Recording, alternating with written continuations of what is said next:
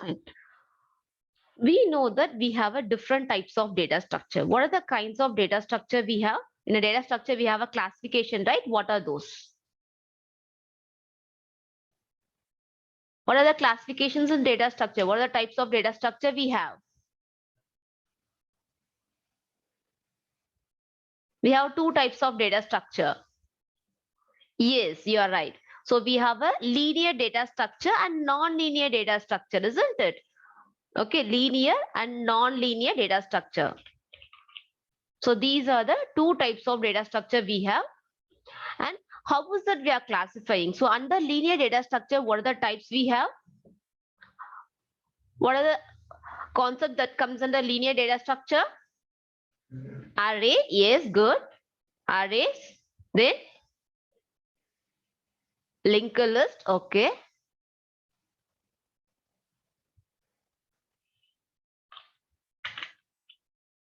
Okay, arrays, linked list.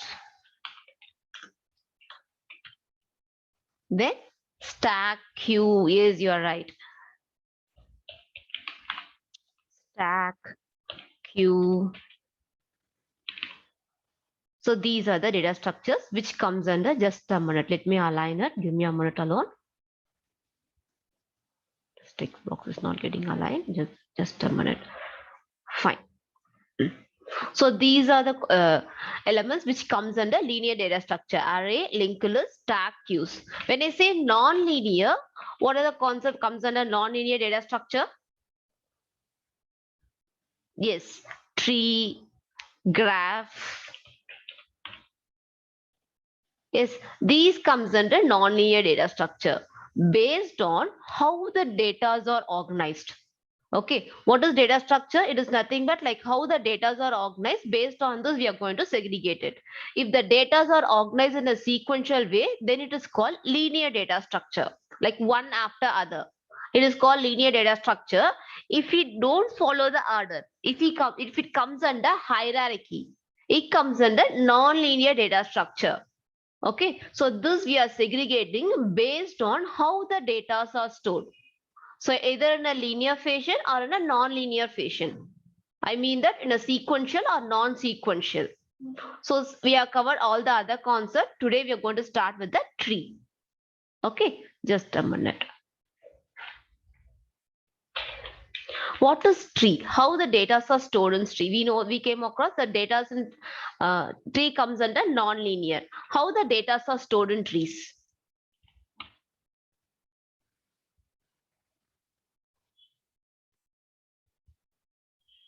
What is the representation we'll be using for trees?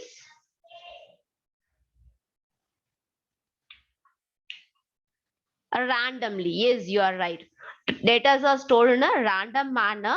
I mean that it is stored in a hierarchy manner. The particular, like the exact term is we are going to store the data in a hierarchical manner.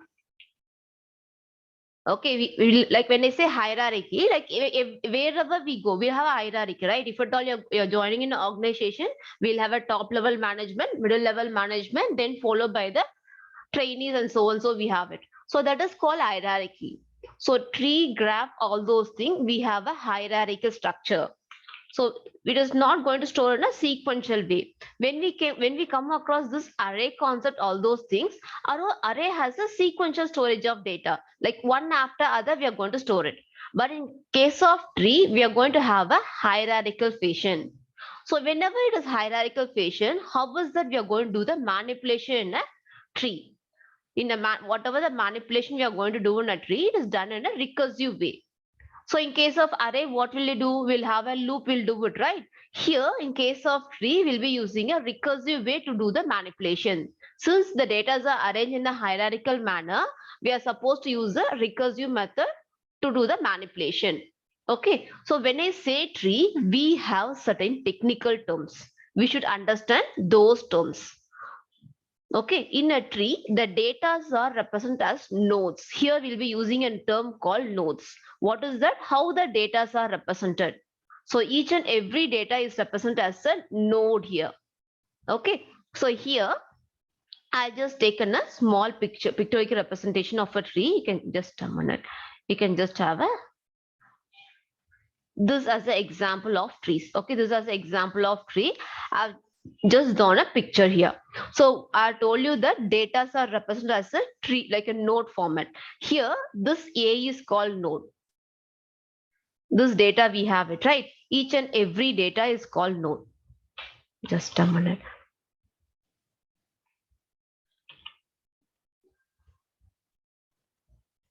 This is called node. Okay, B is called node. Each and every data, how it is represented, it is called node. So I just mentioned a circle and mentioned it here, right? This is called a node here. Okay, A is a node, B is a node, C is a node. Each and every data, how it is represented is node. Whenever it is a array, how the data are stored, we know that in case of array, the data will be stored like in a sequential fashion, like this it will be stored, right? But in case of your non-linear in tree, how the data are stored, it is stored in a hierarchical manner. As I given an example, you can take it. We have a top level management, middle level management, and few are following it.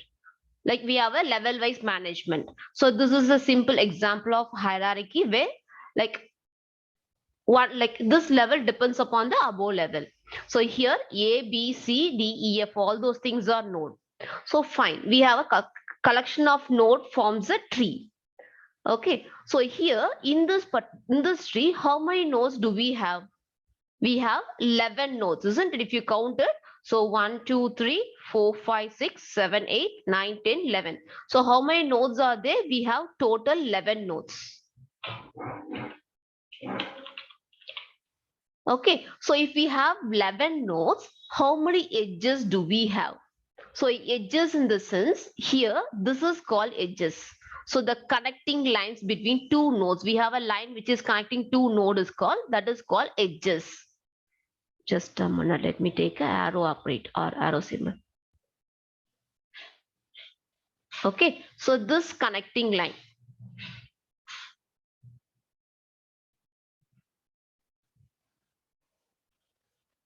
Okay, this connecting line is called edges. So each and every node is connected with the edges. Okay, it is called edges. If we have 11 node, how many edges do we have? You can count the edge. How many edges do we have?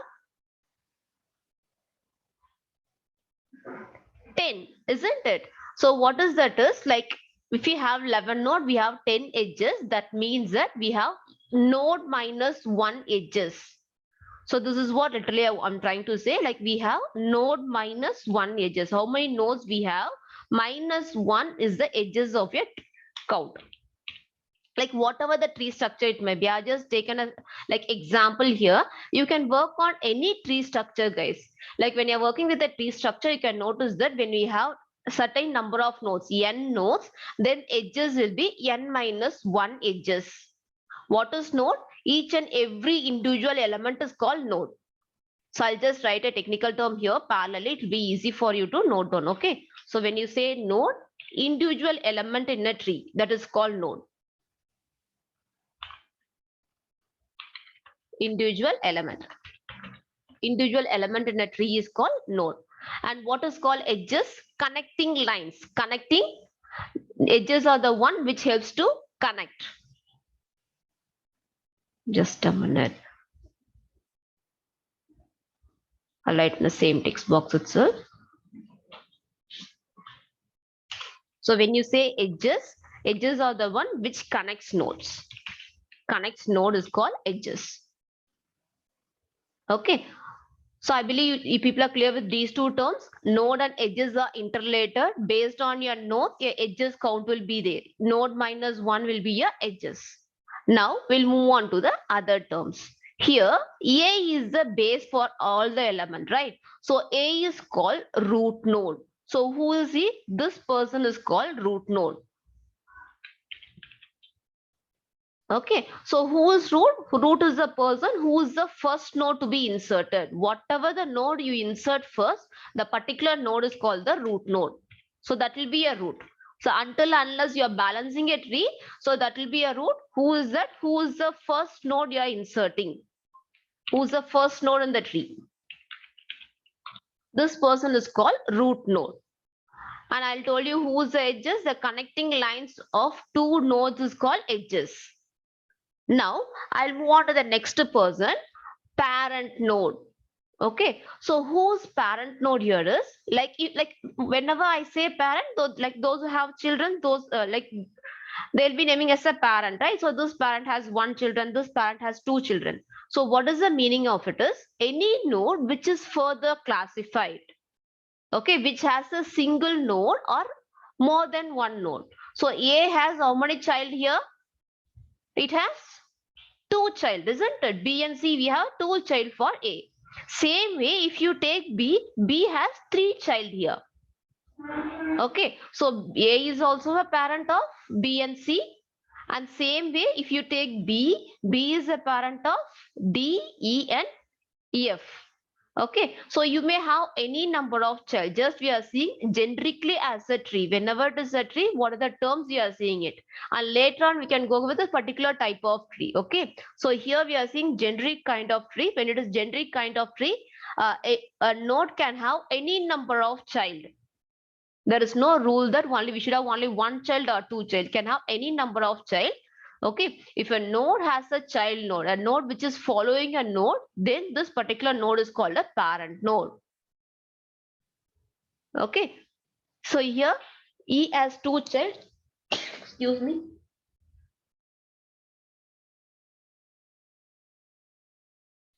Sorry guys. So E has two child, I and J. So I and J is not further classified, right? I, J, K, it is not further classified. So I, J, K cannot be treated as a parent node here. Same way H also. So D, I, J, F, H, K. So these elements cannot be treated as a parent node. So apart from this, I can say that A is a parent node. So A is the parent of two person B and C. Okay, same way I can say B is the parent of three person D, E, and F. Okay, and same way I can say that C is the parent of G and H. E is the parent of I and J. So these are the total parent nodes, guys. So any node which has a node which is following it, then it can be said as a parent node. Okay, just a minute, let me align it. So this can be said as a parent node. I'm just trying to pull this box up. Okay, fine. So yeah, G we left it. Yes, you're right. G we left it. Sorry for it. I'll just mention G also. Just give me a minute. So let me drag this box up.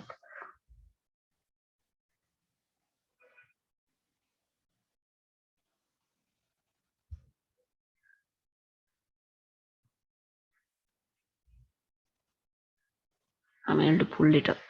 Okay. So I'll just write aside. Okay, fine, leave it. So here G is also a parent node. You're right. And next we'll move on to the other one, child nodes. Who are called child nodes? Okay, the reverse of it. So anything. So here B and C is a child of A. Okay, I can just reverse of it. So we'll be mentioning as a yeah. So we'll be mentioning here G and C, B and C are child of A. Same way D, E, and F is child of B. So I, J is child of E, and K is a child of.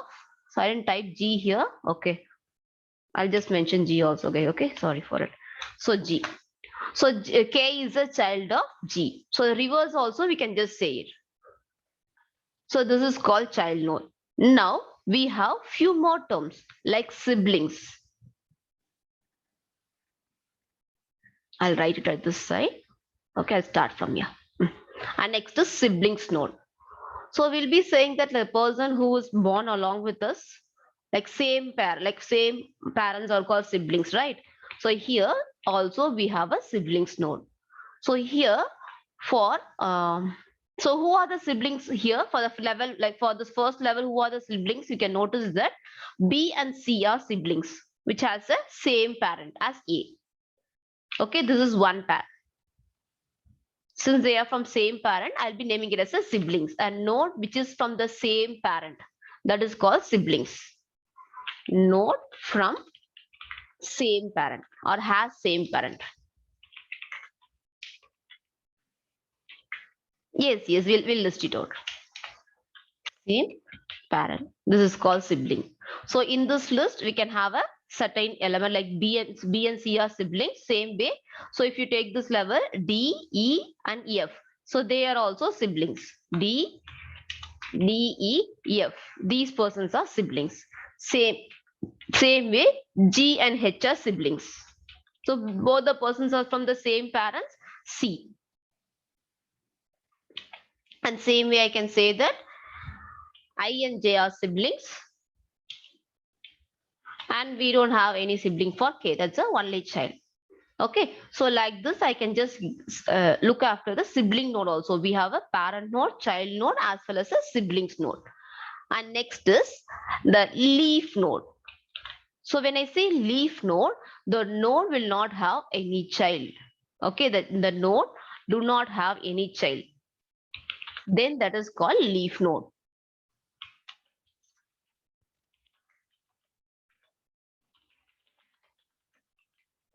And there is no child for a node, it is called leaf node. In this scenario, we can notice that which are the child node which doesn't have child. D doesn't have a child. No further classification. Okay, I, J, E, K, and H, isn't it? So these are the last node.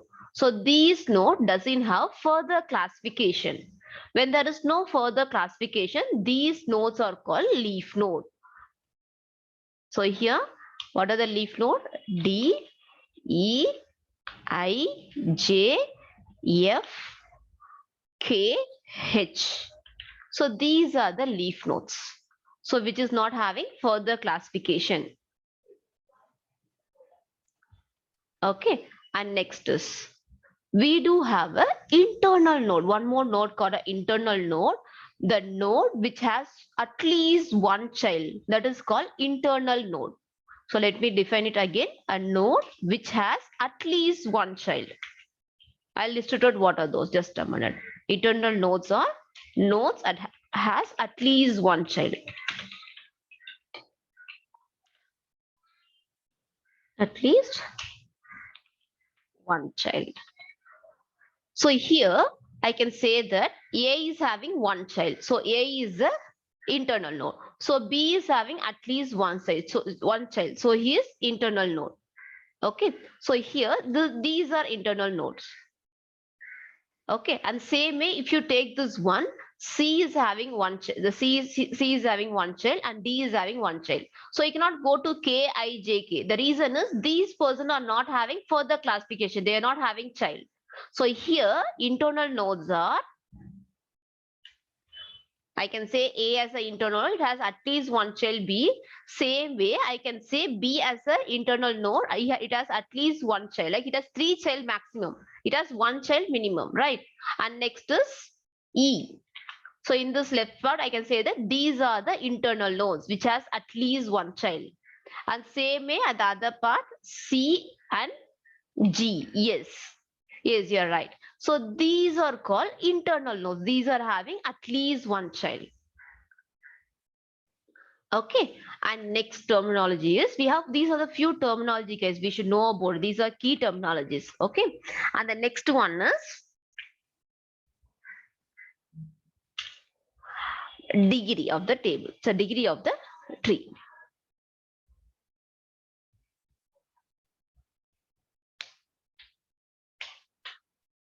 Okay, so when I say degree of the tree, degree of the node, it means that the total number of node the child that the particular node has, the total number of child node the particular node has. Let me repeat it. Total number of child nodes for a node.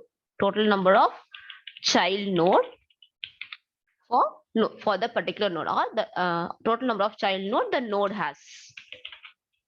I can say it like this. If you take A, okay, if you take A, how many child does A has?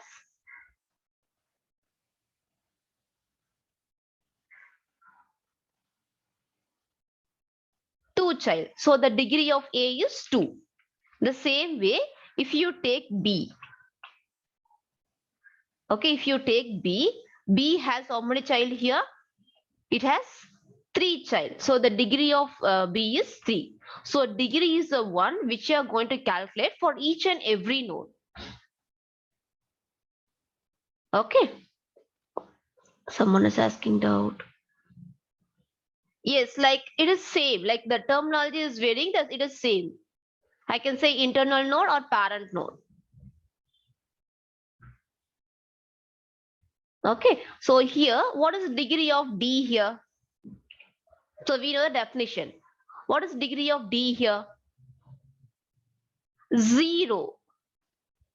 Right? The D has no further classification. So that is 0. So degree of the node is calculated for each and every node separately. Okay, fine.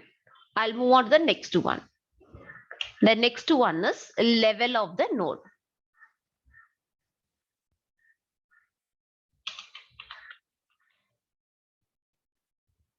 So how this level is classified here is based on the structure we are going to classify the level, guys.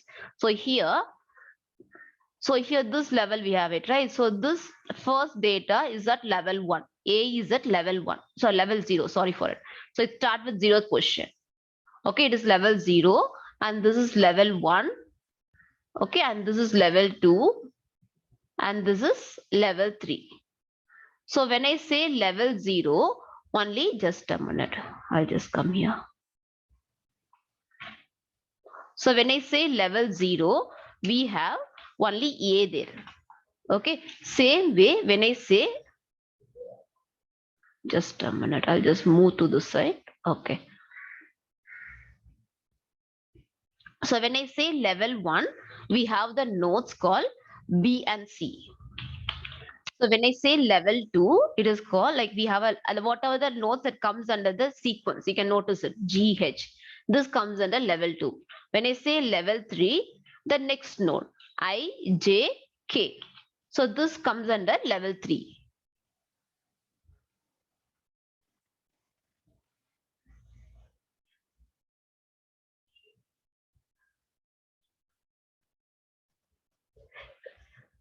Yes, we made a small mistake here. E doesn't come here. You're right. E doesn't come here, but unfortunately I written here.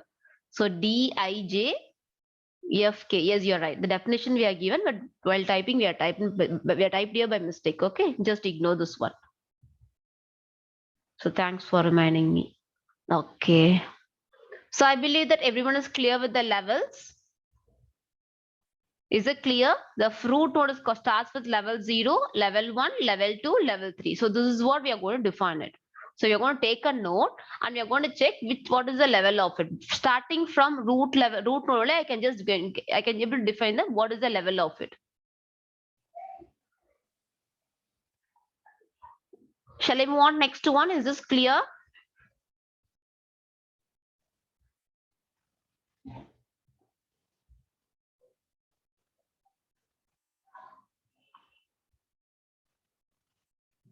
Okay, fine.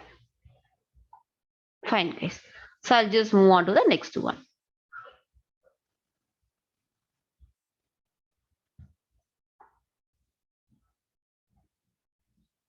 Okay. So the next term, what is that we are going to see here is height of the tree. So we are supposed to calculate the height of the tree. So what is height of the tree in the sense? The total number of edges. Okay, total number of edges from the leaf node to the particular node. So let me repeat it. The total number of edges from the leaf node to that particular node. Total number of edges from leaf node. So here, when you are calculating this level, we are starting from root node, right? So from the root node, you are coming here. So when you're going with your height of the tree, the number of edges that is connecting from the leaf node to that node. That node can be at any position, like it might be either G, like either B or A. Okay, from the leaf node. So you cannot say that D is also leaf node. I'll start from here. So here, one of the important key point is that should be a longest path. Okay, so whatever the leaf node which has the longest path, which means that at the last level, if you take these two segregation, like a left side, which is the longest leaf node. If I had one more node, I should start from there. Okay, a height of the tree should start with the longest path, not from the shortest path. So for this tree, for this particular tree structure, if at all we are calculating the height of the tree, then so like here, if you take the left side, I can notice that ij is the longest path. I cannot define that d and e are longest path. This is also a leaf node. Yes, I do agree, but this is not the longest path. For this particular left side, I and j are the longest path, so we are supposed to start from the longest path. So here, longest path, this is the first connecting node, and this is the second connecting node, and this is the third connecting node. Same way here also. You're supposed to start with this is your first connecting node, and this is your second connecting node, and this is your third connecting node. If at all you want to find the height of one particular node, so if I ask height of B is 2. So how many edges? How many edges are connecting? So this is your first edge, and this is your second edge. So if I'm asking height of B is 2. Same way, if height of A is asked, height of A is 3. Okay, and what is height of ijk? What will be the height of ijk? If you take E, the height is 1. Yes, you are right, guys. Okay, so if you take this from the leaf node, the next node, it will have a height as 1. If you are going to take the leaf node, then you're going to find the height of it. The height of it will be 0. Since we don't have any edges which is connecting to it, so the height of it will be 0. Make sure that your height of the tree should be always calculated from the longest leaf node from to that node. Okay, this is a key point here. Is this clear with the height of the node? Shall I move on to the next one?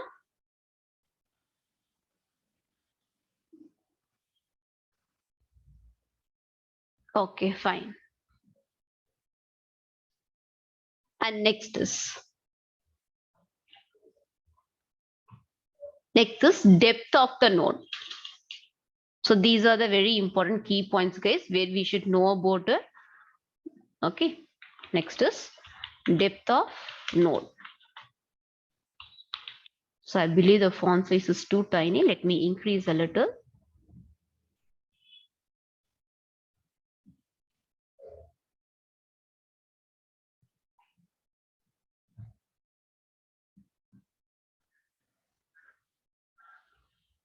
Just a minute, I'll just read what I read.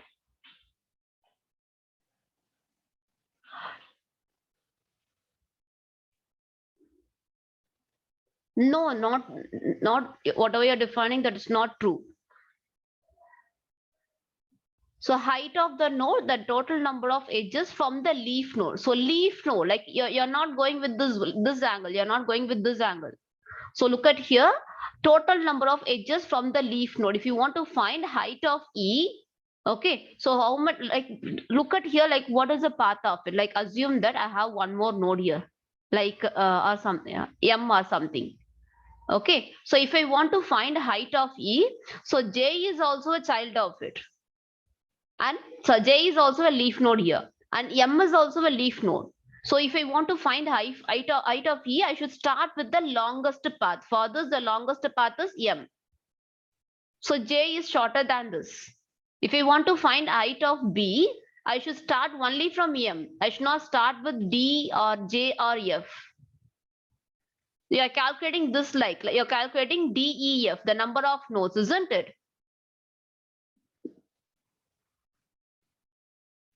So what you mean that from the height? Okay, fine. Got it, right? Okay, fine. I'll just move on to the next one. So what is it we are discussing? Depth of the node.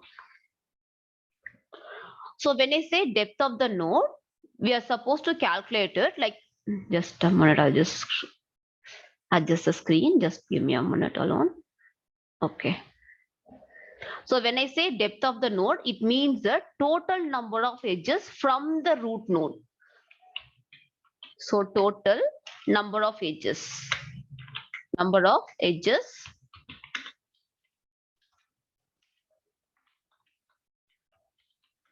from the root node to that node.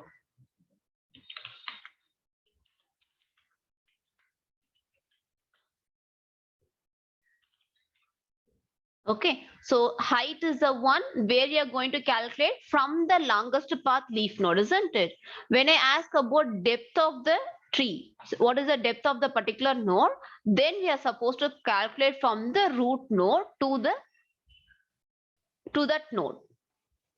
Okay, just a minute. I'll just give you the example of it.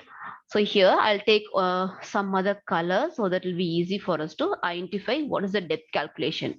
So if at all we want to calculate the depth of the one node, we are supposed to start here. Okay, so here we'll be giving a number 1. So this is the depth, first depth. Okay, and this is the second depth of each node. Like this is the depth 2. So whatever I'm marking in this red is depth, guys, and black is the height of it. Okay, just a minute. And this is 3. Okay, so if I want to find the depth of depth of B is 1. From the root node, I have 1 edges. Okay, and same way depth of G is from the root node, I have A to C as 1 edges, and same way C to G as 1 more edges.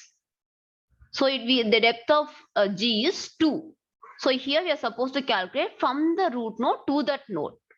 If at all you are asking for what is the depth of the entire tree, so then there comes the exception case. Like what is that you are supposed to do is here, I'll just add one more column called M. Okay, and depth of this will be 4. So now if I ask what is the depth of this tree, we are supposed to start with the root node and we are supposed to see with the last node, last leaf, which is highest leaf. That is the one we are supposed to calculate. So depth of this tree is 4. So when you ask about depth of the entire tree, that is 4. But if at all you're asking about the one particular node, then we are supposed to calculate number of edges from the root node to the particular node. Is this clear so far? Stick on to the definition, guys. You'll be very clear. If you have doubt also, please let me know. I'll just clarify it then and there.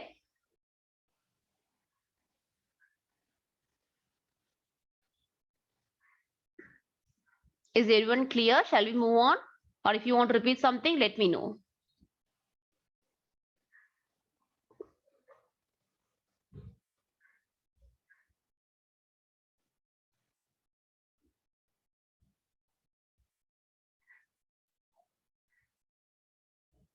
Malavika, what is it you're asking? Any longest path to apply here? Like whatever the longest path you have. Okay, so from the root node to the longest path is calculated as the depth of the tree.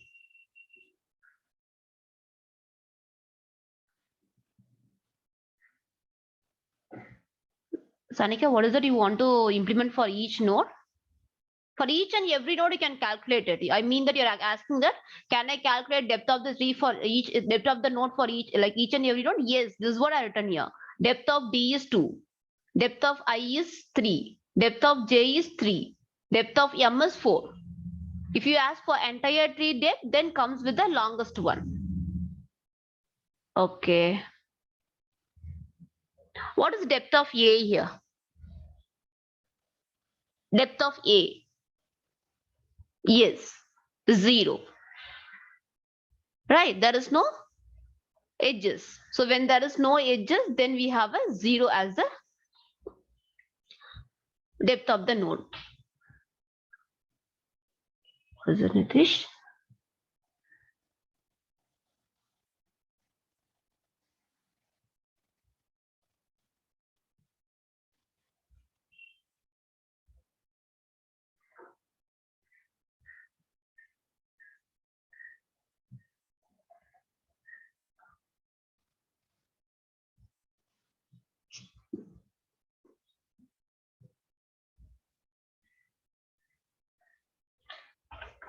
Nitish, what is the height of this tree? So if I ask you like, what is the height of this tree? What is the height?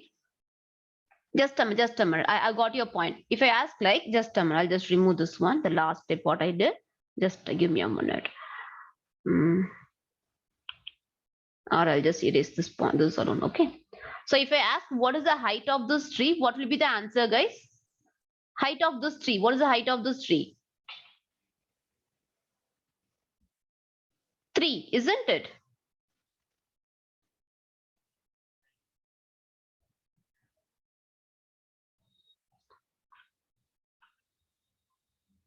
Okay, depth of this tree is 3. Okay. Both are same. Okay, fine, fine. So this is what you're asking, I believe. Just a minute. I didn't get your question. Yes, you're right. You're right. You're right. Yeah, Nitish, you're right. So whatever Nitish is saying, like whenever we have a height, like if when you're calculating total one, both will be same. Yes, he is right. So whenever you're going to calculate for entire tree, both will be same. Height and depth will be same for entire tree alone, not for the particular node. It may vary for node basis. Okay, when you're calculating height of this particular A, that comes in the 3. When you're calculating depth of the A node, it is 0. Well, for one particular node, it varies. But if at all you're calculating for the entire tree, your height and depth will be same. You're right. Is this clear so far? Shall we proceed?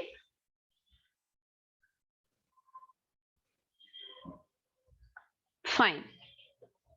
Fine, guys. The next one is, we are going to deal with the path.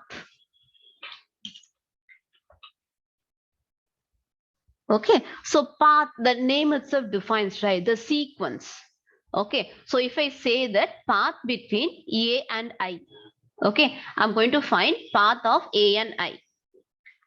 So path is a one sequence of node which is connecting from the particular node to the node which we wanted. I can say here sequence of nodes, sequence of node that connects between two nodes, sequence of node between two nodes. So here we can take two node as an example, A and I. So when I take A and I, we can notice that from A to I, what are the nodes are connected. So like I can say A, then we have B, then we have E, then we have I, then we have J. Just a minute, guys. Then we have J. Okay, so what is this called? This is called path. So how it is connected? Okay, so this is called path here. So for any node, we can calculate it. Not only for this node, for any node, you can calculate it. If at all you are taking from A to K. So we can say here from A to K. So I can say that, just a minute. So when I say A to K, the path will be, so A to C, C to G, and G to K. So this is what the path is. So from root node to the particular node. So when you're saying two node, from the particular node to which node, like it is not always like a root node. From any node to any node, B to J also, the path will be B to E, E to J. So this is called path. So whatever the sequence that is connecting, that is called path here. Okay, someone has pinged me in the chat box.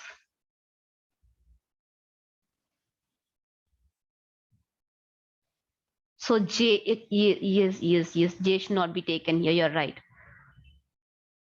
So only these things, guys. Okay, J should not be taken. You're right. So this is the path. Yeah, Gautam, you're right. Okay, this is what path is. Shall I move on to next terminology? Is this clear so far?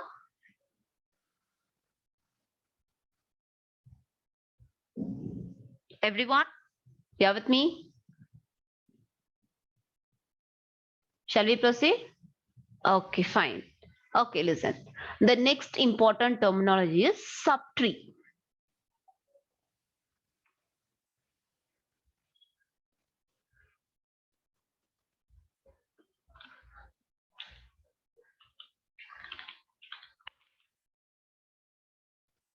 So when I say tree, we know that the entire structure is called tree.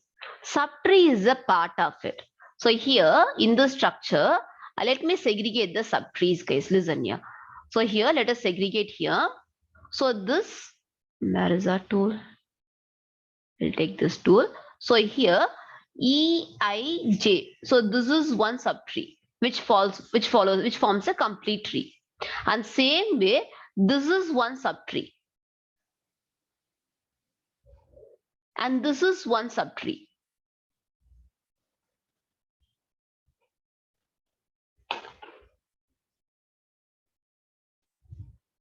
So like whenever we have a child and the further classification of it. So B is a child of A and it has further child.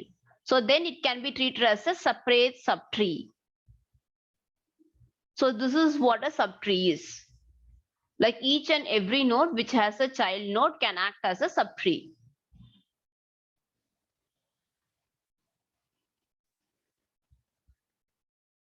Yeah, G and K is also a subtree. I can just make this also here. You can classify it.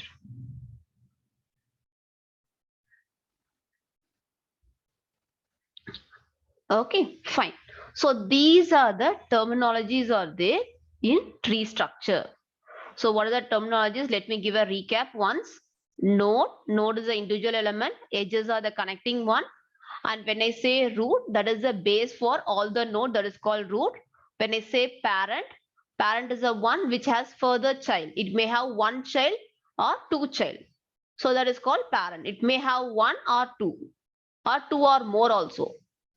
Okay, we have one, two or more childs. So then it is called a parent node. Okay, the same way we came across other terminologies also like siblings.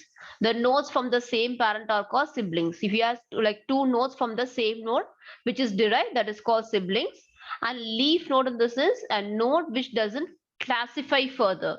So I can say in a simple term, a node which has zero childs. Okay, node which has zero child is called leaf node. It will not have any child further. When we say internal nodes are the one which has at least one child. Or it is a vice versa where we can say that, like as Nitish said, like it can be said as a parent node also. All the parent node comes under internal nodes. You can classify, you can see here A, B, C, E, G, and this comes under your internal node. Can be said as an internal node or parent node, which has at least one child. Okay, and degree of the node we came across the total number of childs at each node has. So degree is calculated based on the individual node. We are not going to calculate based on more than one node. We are going to calculate based on the individual node. So number of childs for a node is said as degree of a node. And next is level. Okay, so level start with the base. The root node starts with the level 0, and all the other it will be succeeding by incrementing by 1 from it. So level 0, level 1, level 2, it goes on like this. And next is the most important concept is height of the tree. So height of the tree is the one which you are going to calculate from the longest path of the node. So longest path of the leaf node. So whenever I say a tree, it can have like many number of branches. So we are going to start from the longest part to the particular node, where height of the tree can be calculated for each individual node as well as for the entire tree structure. Okay, so for whatever you are calculating, make sure that you are going to calculate from the longest path. And next is depth of the node. So depth of the node is from the root we are going to calculate it. Height is the one we are going to calculate from the leaf node, and root is the one we are going to calculate from the root node. Okay, this is a variation. And next is path. Path is the one which is a connecting line, like what is the connecting sequence. If you are taking two node in a tree, so if you are taking like root node and some other node in a tree, what are the node which is in between? That is the path. Like whenever we are having a trip, we'll be having like we are supposed to go to this particular city, so and so. So what are those are called connecting cities? The same way. Okay. And next is subtree. So when I say subtree, a parent tree which has at least one child can act as a subtree. Okay, a parent node with at least one child, like minimum one child when it has, it can act as a subtree. So these are the technical terms we have in tree structure. Is this clear so far? Shall we move on? If you have any doubt in it, let me know.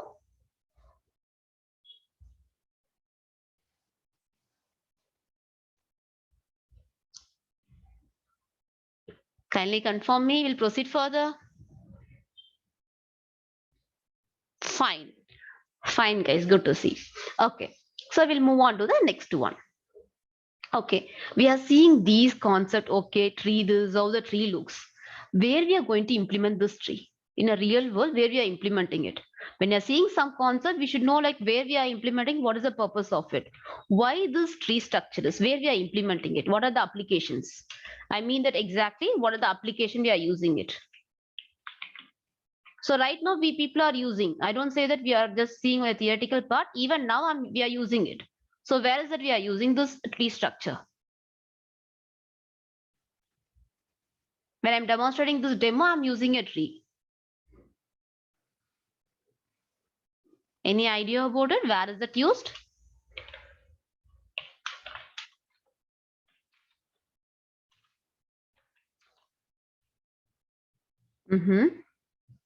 Everyone started thinking.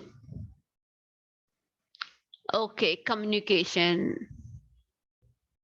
Communication exactly, can you give me like what is that? Networking, okay.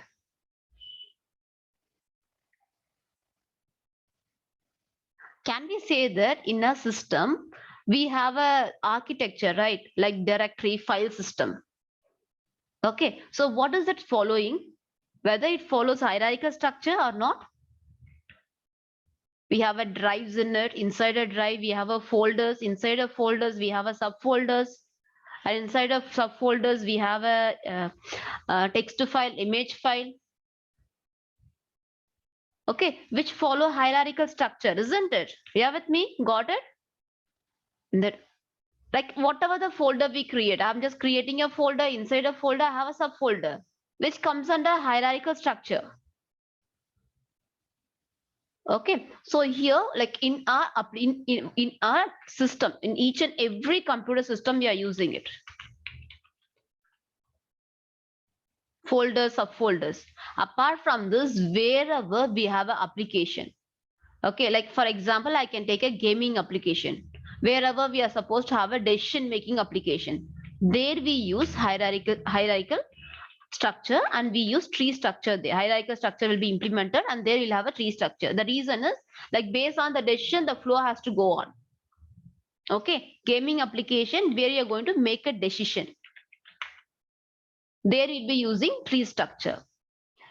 And apart from this, I can say that the website, I told you we are using right now here, right? In a website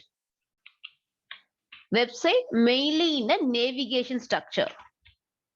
So moving up and down, coming back. Okay, when you give back, like you come completely to the home page, isn't it? So mainly in a website for a navigation, we'll be using it. All those things comes under implementation of a tree structure. Guys, we have a lot of things. Okay, so these are the simple example where I are given for implementation of the tree structure. So when you say tree, this tree is classified into different types. So whatever the tree I have just shown you, it is a generic tree, guys, here. So a tree is having more than 2 nodes, all those things. But commonly, when you are working with the tree structure, will not go more than 2 nodes. For our curriculum, we'll have only maximum 2 nodes. You can go ahead with it, but that there's a complexity. We have a lot of complexity in it.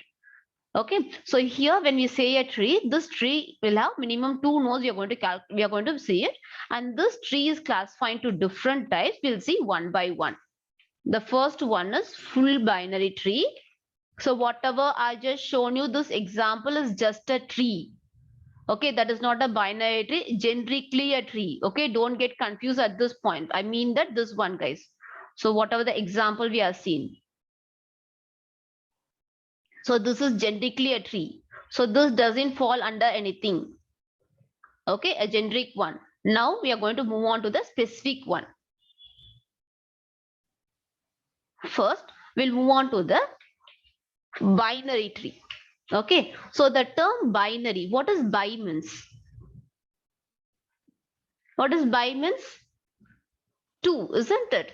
Okay, so when a tree has exactly two children, okay, so then it is called binary tree. When each and every node, let me define it, each node in a tree has exactly two children.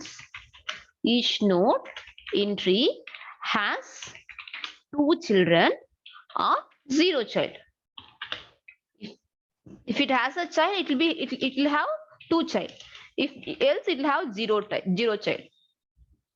Okay, this comes under binary tree, and this is also this is what the structure of the binary tree is. Like it will have either two child or no child. So I'll just give you I'll just give the pictorial representation of it. What I can do here is let me draw a small picture here. So here when I say A, so it will have two child. It can have two child like B and C.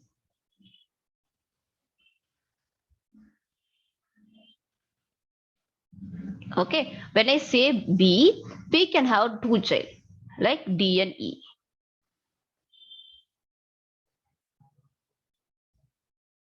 So this structure comes under full binary tree. So I never request that to be balanced. Okay, each and every child should be of like same height and same left and right child. But what is that? What is the rule I'm following? If I have a node, it will have either two child or no child. So this is what the rule for full binary tree. Have a two child or no child. Okay, so this full binary tree is also given with the other technical term that is called strictly binary tree. Okay, it can be stated as strictly binary tree.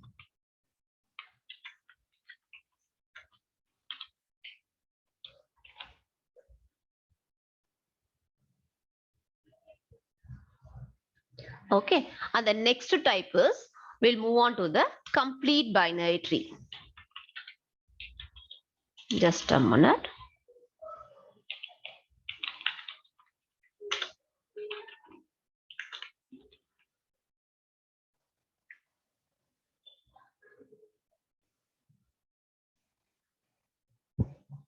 Okay, so when I say complete binary tree, it will have like the same structure. Like we have two classification. Either it comes under complete binary tree or perfect tree.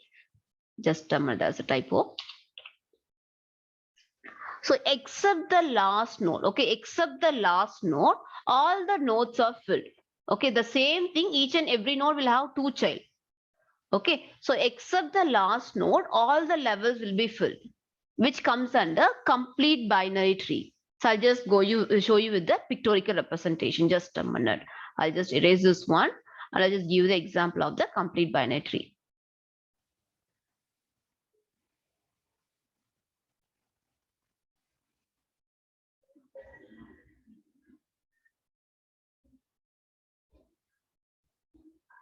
Okay, the same picture I'm going to take it. And here, if I have like this,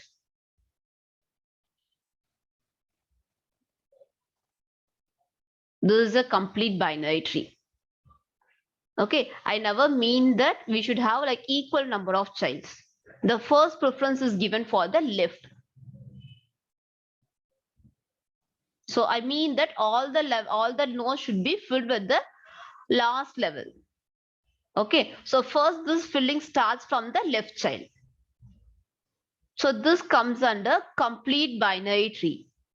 So we have one more tree also called perfect binary tree. So complete binary tree and perfect binary tree, there is a minute difference. When it comes under the perfect binary tree, like all the levels should be filled. It should have an equal length of it. It comes under perfect binary tree. Okay, when I say complete binary tree, like it should be like it should be at equal level. You may have like one child which is left over also. That comes under complete binary tree. Sorry guys, one it is left over, it just comes under complete. Okay, so and everything is at the same level, everything is same level, it comes under perfect binary tree. So got the difference between perfect and complete?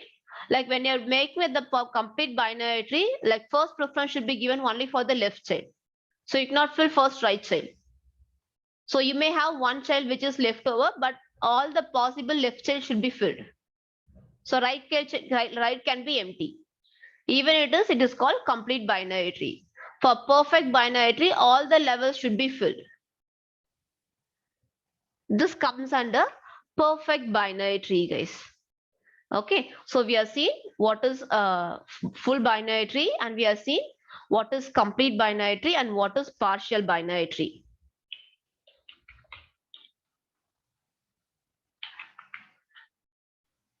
Just a minute. Perfect. Sorry for it. Perfect binary tree. I just mentioned something else. Sorry for it. So perfect binary tree. So by perfect binary tree is the one who will have all the level complete. Okay, so in complete binary tree, we have one leverages where I can leave the right child empty. So more or less both the person are same, like don't get confused. In a complete binary tree, you can have the first preference is given for a left where you can have the right child as empty at the last level. But when you come for a perfect tree, like all the levels should be filled. Okay, so literally I can say that when I have 3 as the height of the node, or I can say that when you have like a level, we'll just go with the level. If level is 3, okay, what is the level of it? Level 0, level 1, level 2 here, right? So if the level is 2, then we must have 2 power 2.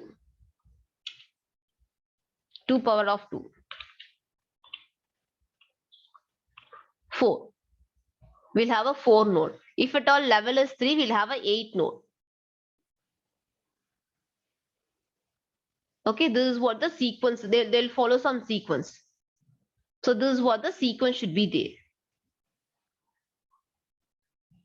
At the level 2, what's the number of node? We have 4 nodes, right? So when you have level 3, then the number of nodes will be, guys, is it clear? Let me repeat this one. Perfect tree, what is that they look at for each and every level?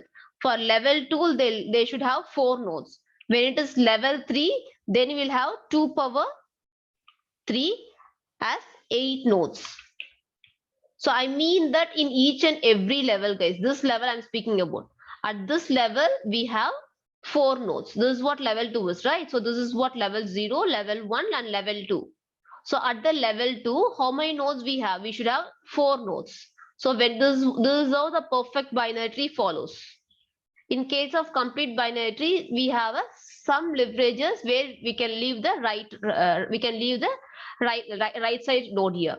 This comes under complete binary tree, and this is what the perfect binary tree is. Yes, it is called complete binary tree, is also called perfect binary tree. Like when this is also called a perfect binary, you can say to it, you can say this is the other name. But we have a small slight variation, I told you, right? So note this variation alone.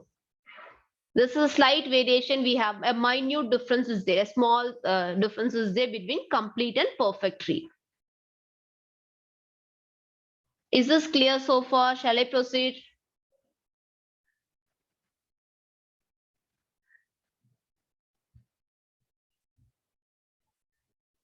Yeah, with me, respond me. Shall we proceed? Is this clear with these difference? We have one more type. We'll complete those things and we'll move on. Okay.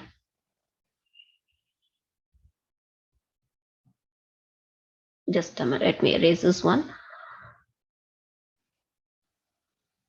Gautami, you want me to repeat? Okay. So when I say full binary tree, each and every node will have, just a minute, for full binary tree, each and every node will have 2 child. When I say A will have 2 child, B and C. Okay, and B can have 2 child like D and E.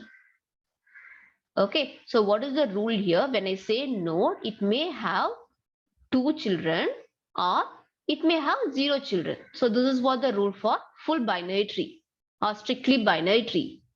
When I come for the scenario of perfect binary tree, it means that each and every node, okay, so this is said to be a perfect. The reason is the level is same, level of all the node is same. When I have the next level, then I can mention EF, then followed by GH. So this comes under perfect binary tree. So how do I say perfect binary tree here is, so we have a different level, isn't it? So this is level 0, this is level 1, and this is level 2. Okay, so here we can just calculate it. For each and every level, we'll have a 2 to the power of level times node should be there. When this condition is followed, then it is called perfect binary tree. Okay, so here I can notice that 4 nodes is following. If at all I have further classification, I may have 4 nodes at this side, 4 more at this side. So this will have 8 nodes. So when this is satisfied, this is called perfect binary tree. Okay, so we have a one more term. So this perfect binary tree can be said as a complete binary tree. Okay, it can be said as a complete binary tree, but in complete binary tree, we have one leverages. So what is that is, in complete binary tree, the first preference is given for the left child. So assume that you're filling this data. Okay, so for this person, you have only the left node. You don't have a right node. Okay, but you can notice that the level of this particular tree is same, isn't it? Somehow this person is also having the same level. So this also comes under complete binary tree, but this is not a perfect binary tree. I cannot accept this as a perfect binary tree. So I can say this only as a complete binary tree since I don't have 8 nodes. I have only 7 nodes here.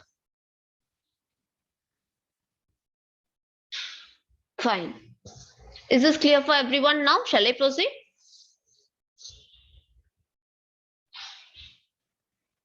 Everyone, you are with me? Shall we proceed? Okay, fine. Now, the next one. We have a squeezed binary tree also. That's the next type. The fourth one is squeezed binary tree. Font size is too tiny. Just give me a minute. Let me increase it. Okay, fine. So when I say squeezed binary tree, like one of the node will be dominating.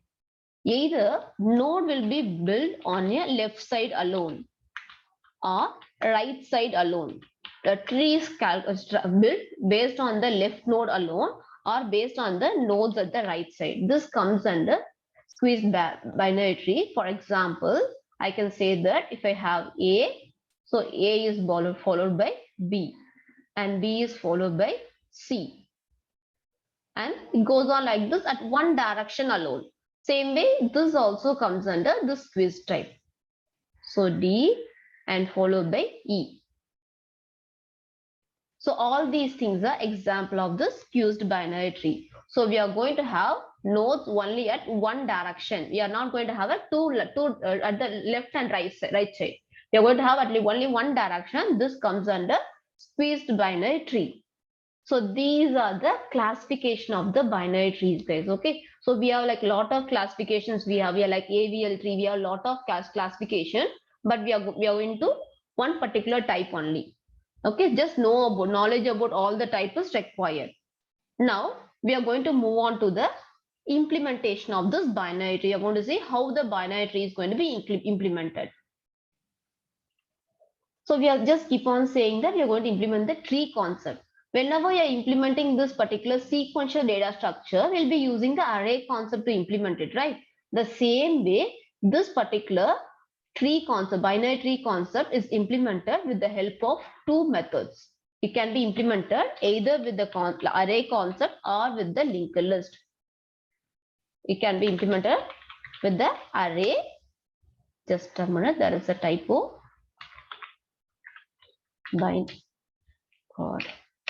Okay, binary tree.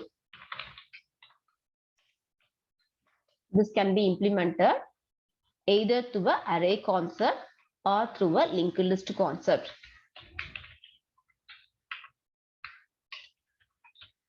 Okay, the data in an array also can be accessed, but most commonly we'll be going with the linked list since we have a left side, right child data, but most probably we'll go with the implementation of a linked list. Okay, so whenever you're going to store a data in an array, we know that the data in the arrays are represented like this. So we'll have an array, like we'll declare an array like int ARR. We'll mention as 5 here as a size, and we'll have a data like 1, 2, 3, 4, 5.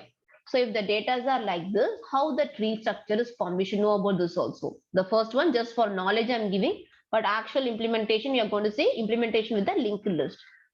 Okay, so here, so when the data are like this, how the data will be stored in a memory, we know that the data will be stored in a memory like 1, 2, just a minute, give me a minute, let me write the representation, internal representation.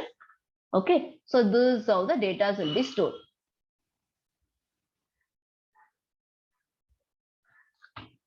Very bad at drawing. Okay, just a minute. Okay, so if you're going to convert this as a tree structure, so this normal array concept, if you're going to convert this as a tree structure, first this is taken as a parent node or root node. Okay, this is taken as a root node. So this data is mentioned as 1 first. Next, this data will be inserted as a left child. He will be inserted as the left child. Next, this person will be inserted as the right child. Next, this person will be inserted as the left child, and who will be the parent of it? This person will act as a parent. So this will be the left child of it, and this data will be the right child of the particular parent.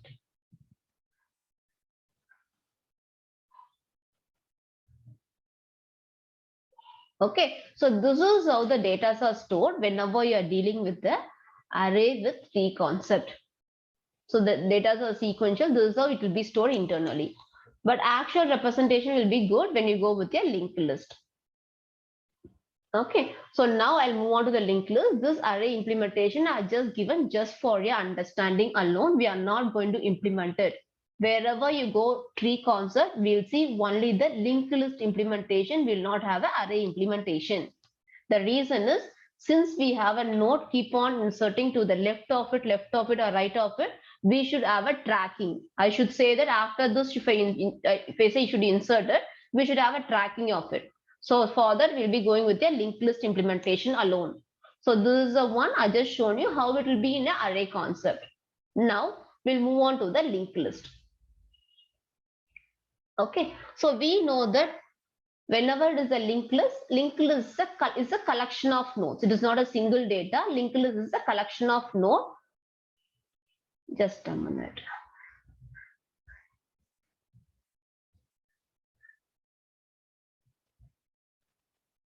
So what is linked list? Linked list is a collection of nodes. So it is mentioned as a node here, right? So how the node is represented?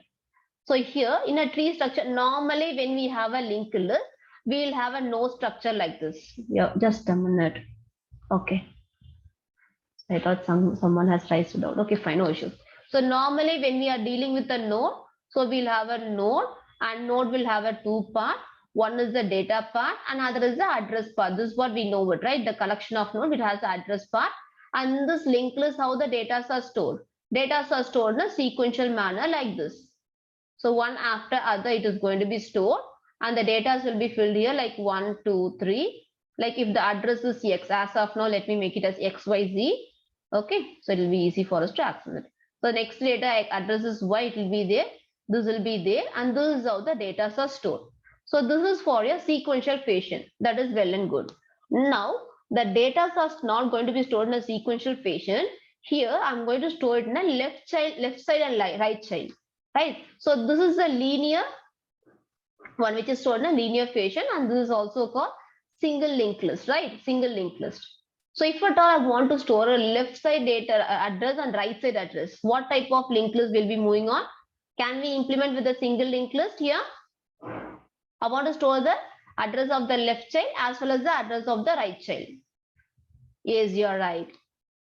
Others, you're quiet.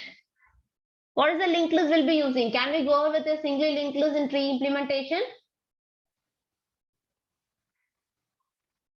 No, right? That is not possible. If at all I want to implement this tree structure, I need to store the address of the left side child as well as right child child. It is not possible to store in a single direction. Then we'll be moving to the doubly linked list. So why it is doubly linked list? It is we are supposed to track the left child as well as right child. Okay, just a minute. Let me clear this drawing. We'll go with the implementation. Just a minute, ma. I'll just switch on.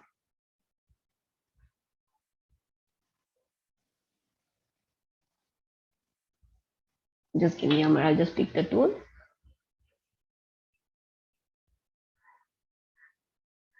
Okay, fine. Okay, listen here. So when we say doubly linked list, we know that the data will have a 3-part.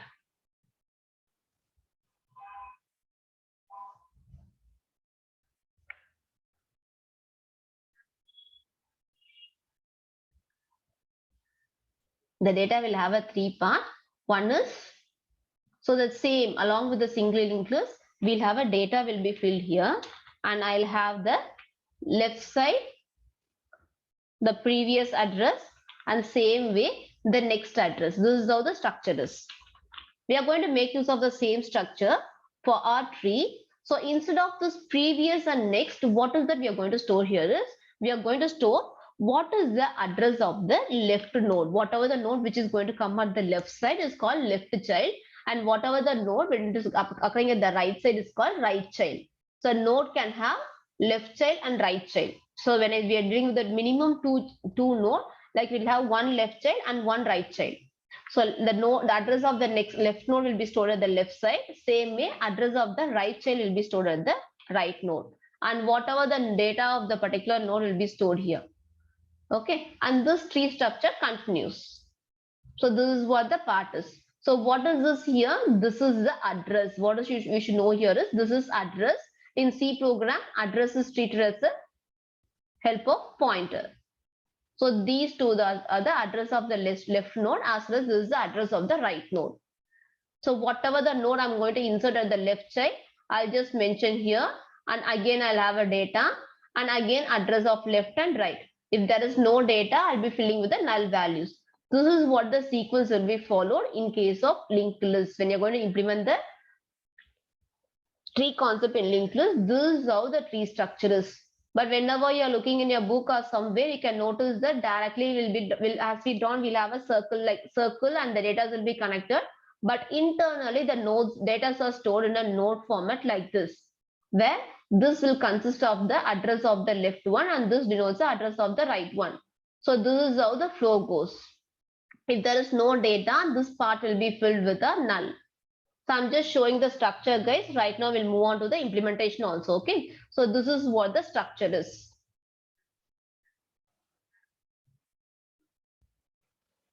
Okay, so now we'll see how to create, like this is there, right? So this is what the implementation of the node. How to create the node in C programming. How can we create a node in C programming? With the help of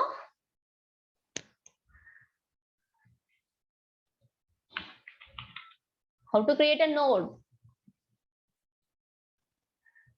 Yes, Abhiram, you're right. With the help of structures, isn't it? So here, why should I move for structure? That is the other important concept here. Why should I move for a structure? Each and every node consists of different types of data, isn't it? Okay, we are going to see implementation using C programming, guys. So we'll just go on to a structure itself. So if at all you're going for C++ or like some other programming, then we'll have an implementation by using classes. So here you're going to see with the implementation of structure. So here in structure, why should I go for structure? First, we should understand this one. So we know that if at all I want to store a data of different data type, it can be stored in a structure. So what are the different data type here? I have this particular data here. This is one data, and I have two pointer. So I can store any type of data inside the structure here. Okay, it doesn't mean that I should store integer. Like mostly you people might have came across storing the data part with integer, but that is not so. You can store string also, guys. Okay, that those things will go with complex implementation. Now don't confuse it. Like so, I'm going to have a data as well as a pointer. I'm going to store a data of different data type. So if at all you want to store the data of different data type under a single roof, then we'll be moving on to implementation of a structure. Okay, so now we'll see how to create a structure for it. So I'll just come here, I'll just erase this one, just a minute. I'll just clear this diagram. Give me a minute. I'll just open an editor for implementing. Directly we can move on to the implementation. Just a minute.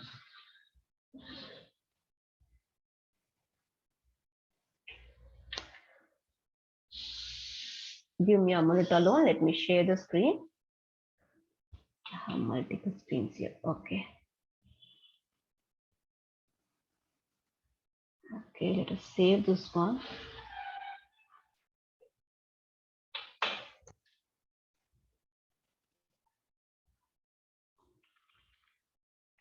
Okay, fine. So we are going to create a structure for it. So if at all I want to create a structure will be created in this format. So before that, I'll do one thing. I'll just write the header file for it. Okay, so now we'll just go on with the creation of a structure. So how will you create a structure? Struct keyword followed by the structure name, isn't it? So structure name, let me give it as tree itself. Okay, so this structure is going to have what are the elements I'm going to have in a node. So in a node, when I say a node will be having left address followed by the right address, isn't it? So these are the two person he is going to have, and followed by the data, whatever I'm going to fill it. Okay, this is the data. So as of now, we are going to deal with the integer data. So let me make it as an integer type for this person. Okay, I'm going to make it as a int of data. How can I define this left one? How can I declare this left one? So left is the address, which is going to store the address of the one more node who is going to be at the left side. Okay, same way, right is the one who is going to store the address of the element at the right side. So how can I store it? How can I denote this particular person left here?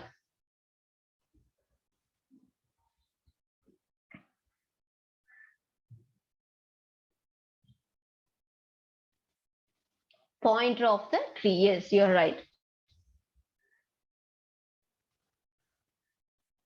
Others are quite what happened? Normal structure declaration. How will it define? So this stores the address. So generically, I'll just mention as a star of left. Okay. So same way, I'll just make you understand this in here. Same way, star of right. So whenever we are declaring a pointer, we have one concept. I don't know whether you can recall it. Just I'll just give a small example. Okay.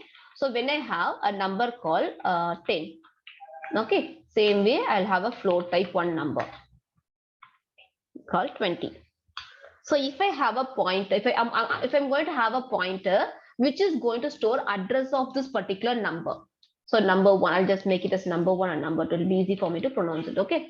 So I'm going to have a pointer which is going to store the address of number one. What will be the data type of the pointer? Same as this one, right? So star ptr1 assign address of number one. So why I'm making this ptr1 as address as an integer type? Since this person is going to store the address of the integer. Same way, if at all I'm going to declare one more person called ptr2, which is going to store address of number 2, I'll just mention him as a float type.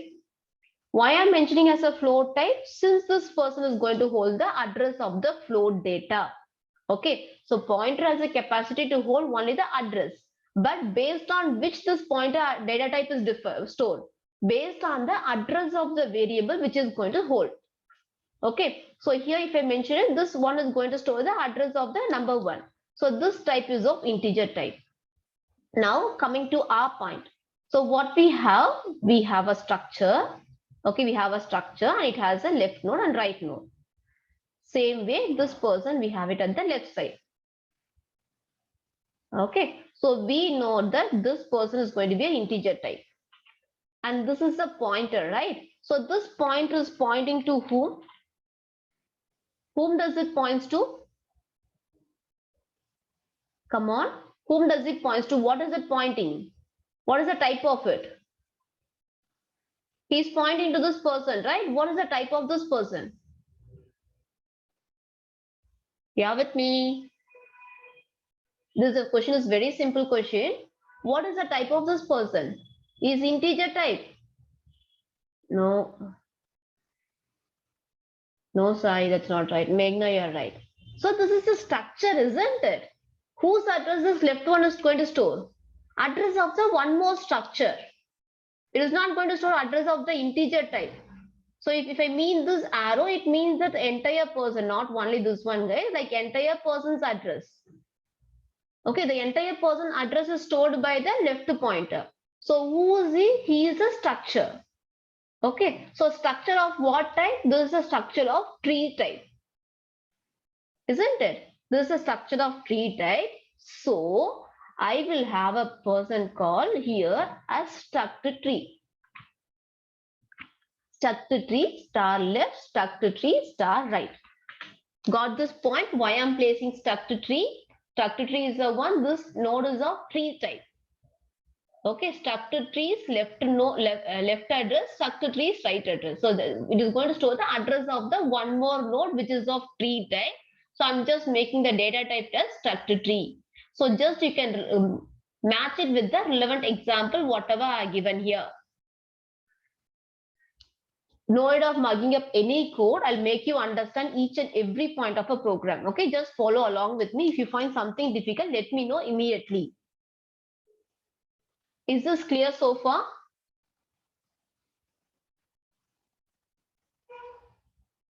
Any doubt till this? Shall I proceed? Are you people clear? Why is it I'm making struct tree? Since it is storing the address of the one more structure of tree type. That is the reason. And this data type, I'm going to make it as an integer one. Fine. Fine, guys. Now, we'll move on to the implementation. We'll see how to create a tree. So before that, I want to let you know one more thing. So what is that here is, whenever we are dealing with a tree operation, like they'll go with the, we have one more tree called binary search tree. Okay, we are seeing like what is binary tree, what is complete tree, perfect tree. So we have a one more person, binary search tree. This is same as a binary tree, but the rule has a little variation from it. I'll just let you know what is that. Just a minute. I'm able to pick it. Okay. So I'll just add this binary search tree along with it. Binary search tree. So whatever the manipulation we are going to do only with this binary search tree. So what is this binary search tree here is, like whatever the node we are inserting, that has to follow certain rule. So assume that I'll just give some data. We'll try to insert the same data in a normal binary tree. We'll try to insert the same data in a binary search tree. So here I'll try to insert the data like 8. Just a minute, color of the screen. Let me make it as some color which is visible. Okay. So 8, 4, 16. What else I can? 3, 5, 15, 17. So let me have a random values like this. So whenever I'm going to form a normal tree, normal binary tree. Okay. So I'm going to form a binary tree. So whenever I'm forming it, how the data will be inserted? Data will be inserted in any order. So first I'll take the 8, I'll insert it. Next I'll take 4. Next I'll take 16. Okay. Next I'll take 3. Next I'll take 5. Next I'll take 15. I'll take 17. So this is what our binary tree is.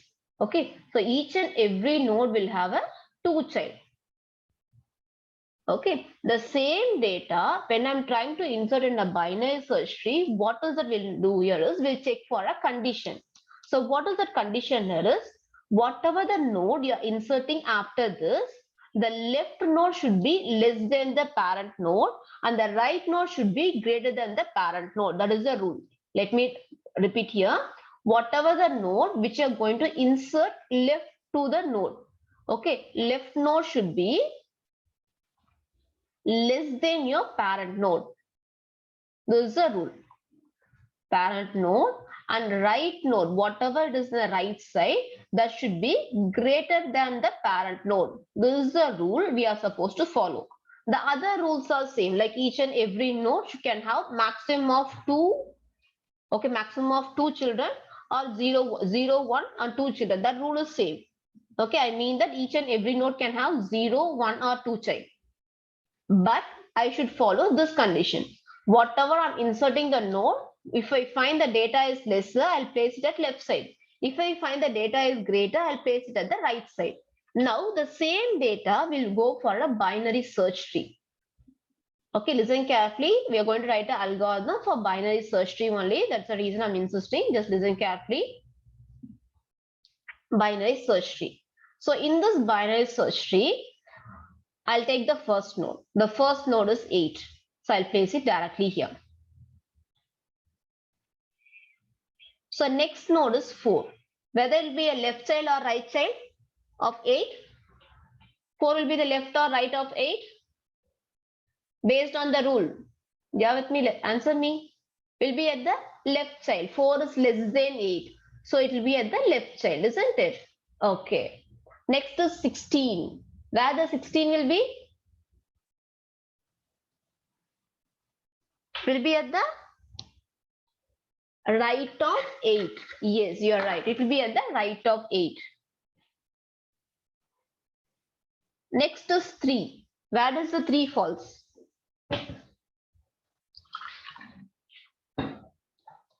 Left of whom? Left of whom? Don't say generally left. Left of whom?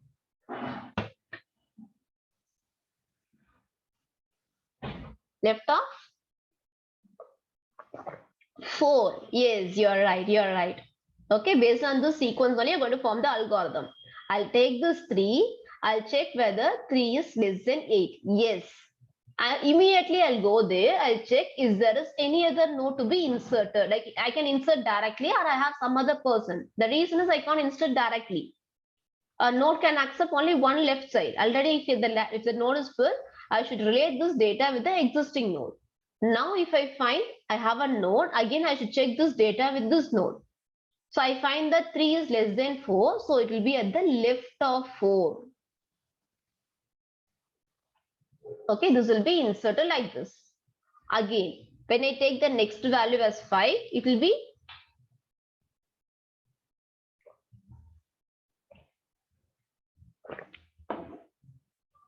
right of 4. Yes, 5 will be compared with 8, which is less than 5 is less than 8.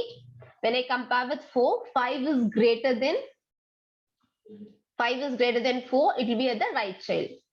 Next, when I take 15, 15 is greater than 8. When I come here, 15 is less than 16, right? So it will be at this side. When I take 17, 17 is greater than 8. When it is greater than 16, I'll place it here. So here you can find both are same, right? I'll do one thing. I'll add one more data, like 21. So if I add it here, this person will be placed here. But in this case, it is not so. It will check for a condition. 21 is greater than 8. 21 is greater than 16. So then it will be placed at here.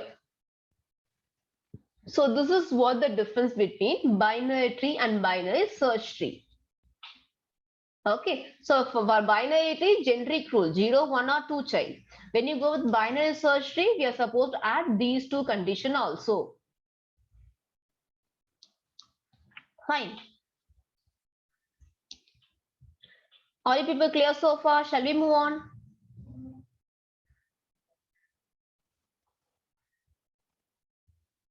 Shall we? Is this clear so far? Shall we move on with the operation on trees? Okay, fine.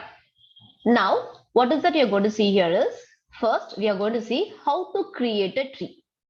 Okay, the first process we are going to see with the creation. We have like lot of operation, guys, like insertion, all those things. The first step, what is that we are going to see is, we are going to see with the creation of tree. Then we can go on with the traversal, all those things. So manipulation. In manipulation, so just adjust the screen. Give me a minute.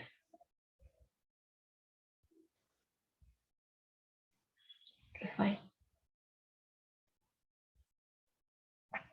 First operation we are going to see with the creation. Then we'll add one by one. Okay. So what is that you're going to work on? We are going to work on with the binary search tree, guys. So we'll see how to create this binary search tree. Now we'll move on to the editor. We'll go directly with the implementation there. Okay. So whenever we are creating a tree, we have one person, one important person. Who is that? The particular person is called root node, who is the base for everyone, right? The particular person is root node who has to be created. Okay, who has to be created at the first stage. So this is a node which is of structure type. What I can do here is I can just mention struct. I should specify who is the root here. So I should mention struct tree followed by star. I can just give the name of this person as root and initial value. Let me give it as null value. Okay, you can define like this, or you can just like often you're going to make use of the structure in our programming, or you can make this particular same definition with the help of type def as a shorter one. With the help of type def, what you can do is you can just mention type def, just a minute, type def. I can define it wherever I want to use this struct tree. I'm going to make use of the term called node. So either you can just each and every time when you're going to deal with the node, you can use struct node, or you can just use node alone. Here I just given a customized name. If I want to access this entire structure, I can just give node alone. Okay, so now if I want to make the root node as a null, so if I want to specify struct tree, I'll just mention node star, okay, root assign null. Okay, so now what happened? Our root node is created. So just I'm just creating a new node. I'm just creating a root. I'm just initiating the root. I'm not creating. I'm just initiating the root, and I'm just mentioning what there is a one pointer called root. Where is that? I can just mention here. Okay, I'll just keep this one. In our linked list, we'll have head and tail. I believe that everyone can remember. In our linked list, we have head and tail to track it, right? But in case of a tree, we have only one pointer. Who is that person called? That person is called root. So initially, I'll just make this person as a null value. So why is that I need a root here? Root is very important. Why is that? Can you people let me know? In a tree, root is very important. Why is that?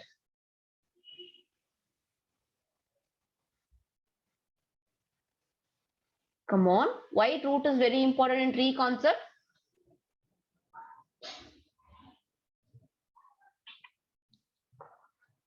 In a linked list, head and tail is important, right? So without head and tail, I'm unable to access it.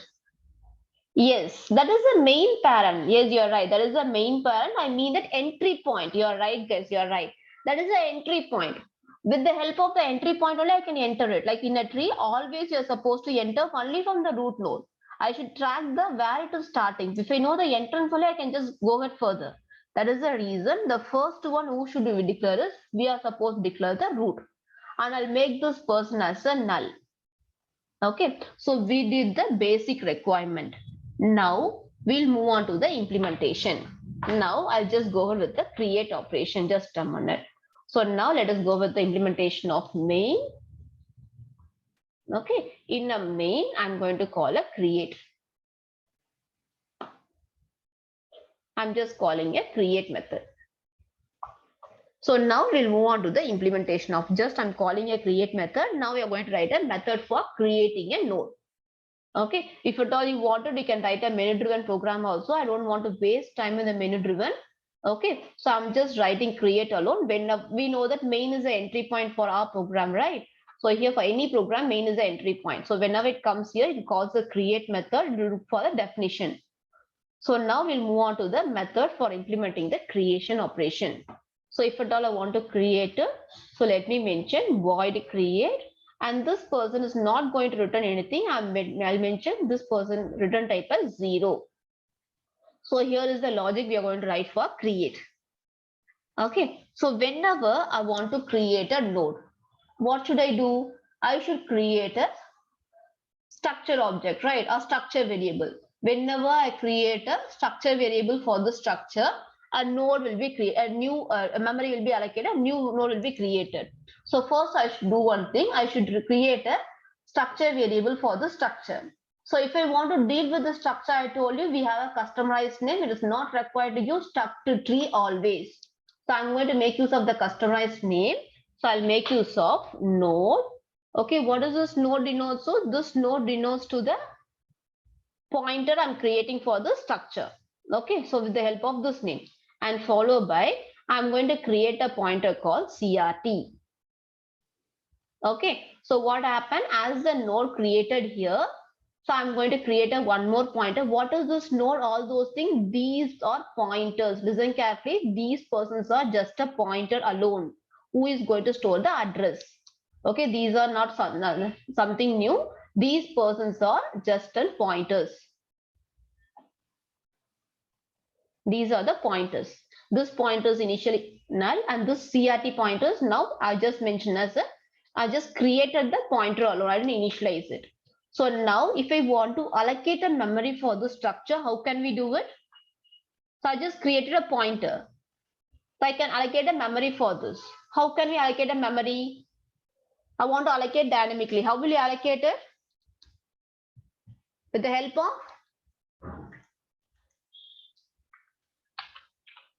Come on. Yes, with the help of malloc. So we have a dynamic memory allocation, right? Malloc, calloc, realloc. With the help of this, I can allocate it. You are right. Okay, so what is the syntax of? Let me give a small recall on it. Then I can just come here directly. If I implement it, few people may confuse it. Okay, what is the syntax of it? Int, sorry guys, pointer, assign, the return type. Okay, we'll be having return type of the method. Return type followed by malloc. You can use either malloc or calloc. It's completely up to you.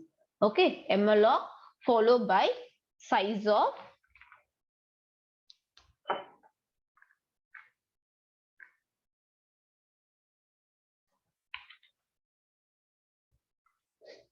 n into size of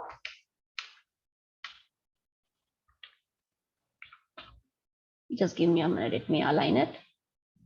Size of the data. This is what the syntax is. So I'll just give you with the normal array concept, then we can go with the structure. I'll just give you one example alone. If at all, assume that you want to declare an array, okay, and his size is 5. I want to allocate memory dynamically. So what will I do is I'll declare a pointer. Okay, I'll declare a pointer int star ptr. Okay, int star ptr. This is a pointer. I'm going to allocate a memory for it. Guys, this is very simple. Normally we'll do this one, right? Int arr of array. So this is static memory allocation. Listen carefully. This is nothing great. Don't panic about dynamic memory allocation. Many people have a false view on dynamic memory allocation. That concept is very tough. It is very simple. Okay, it is very simple. I'll let you know. Okay, yeah, I'll just let you know. Okay, so return type. Okay, I don't want to mention pointer here. Okay, I'll just give you the exact one. So it based on, it may varies. If you're going to go with 2 or 3, it varies. Okay, that's the reason I missed a pointer here. Okay, leave it. I'll just give it as per you're saying. Listen, yeah. Listen, yeah. So what is this here is either if you're having either you can allocate like this. This is a static one. The same allocation you can do dynamically with the help of dynamic memory allocation. So how can I allocate here is, so look at here, we'll be mentioning malloc. Okay, so what is the number of block I want to allocate it? The number of block is 5 block, isn't it? So I can mention n into size of, okay, each block. What is that I want to allocate it? I want to allocate the array, okay, of integer type, isn't it? So take this integer and mention it. Okay, so listen here, I'll just come to this point, leave this one as it. So look at the syntax here, just compare it, malloc n. What is n here? N is number of block I'm going to allocate here.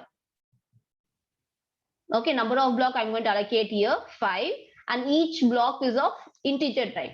So this is what I'm mentioning here. And what is this here is, when the array is allocated, I should access the array, right? So array will be stored in some X or Y memory equation. So I should need an address of it. So the return type is, I should pick this one as integer pointer. If at all you're allocating for an integer, I'll have an integer pointer. Okay, if at all I'm allocating for a float, it may vary for the particular pointer. If it is for a character, there will be a character pointer. Okay, just relate this example with this. It is very simple, guys.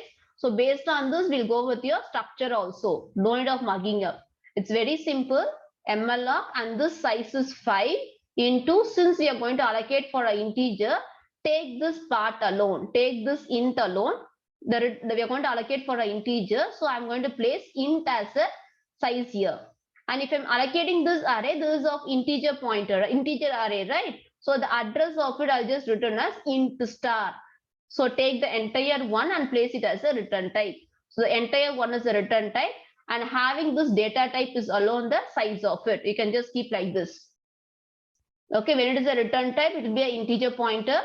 When it is a data type, I'll just pick the data type of the array and I'll just put it here. So this is not a constant one.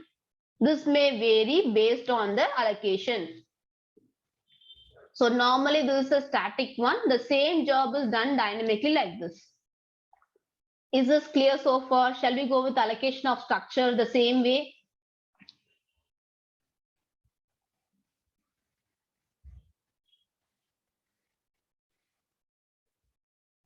Yeah, with me? Yeah, typecast. Yes, typecast in the sense here, the syntax will be mentioning as a typecast. What does it mean is, by default, you will have a void pointer. As per the syntax, just a minute. I'll just come to the scenario. This scenario, as you people say. So don't mug up here. So by default, you will have a void pointer. So actually, what should I mention here is, by default, you will have a void pointer. This is the syntax of your MLOC. Okay, whenever you're going to allocate for an integer, and this will be an integer pointer. Whenever you're going to allocate for a float type, that will be a float pointer. Based on the type you're going to allocate it, the pointer may vary. Here, since I'm allocating for an integer, the type of it is integer. Okay, this is the default syntax of it.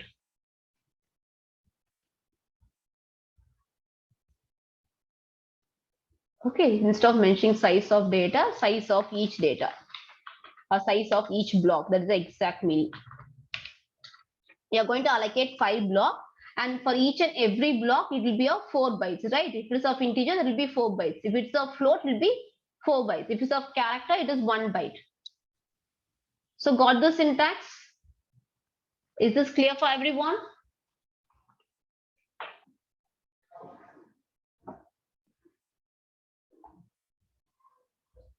Come on, respond me. Any doubt in it?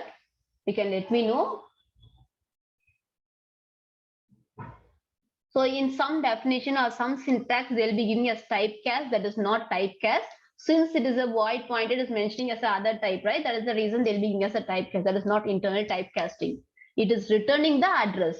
When you are giving this particular, when this statement is executed, you should understand one thing here, guys. When this statement is executed, a 5 block of memory is allocated. Okay, 5 block of memory is allocated. What this pointer can store, it can store the address. So this is a function, right? MLOC is a function. So this function is going to return the address of the allocated array. And this address is stored in a pointer. With the help of this pointer, I can able to access this allocated data. So that is the meaning of it. Is this clear? Yes, you are right. If it is you're going to allocate for a character block, then it will be a char type. Character of 5 block, then this will be a char pointer, this will be a char type. Okay, this is just a function. We have a function and return type, right? So malloc is just a function which is going to return the address of the allocated memory. And since it is this method is throwing the memory, only pointer can be able to get the memory addresses. So that is the reason I'm declaring as a pointer here.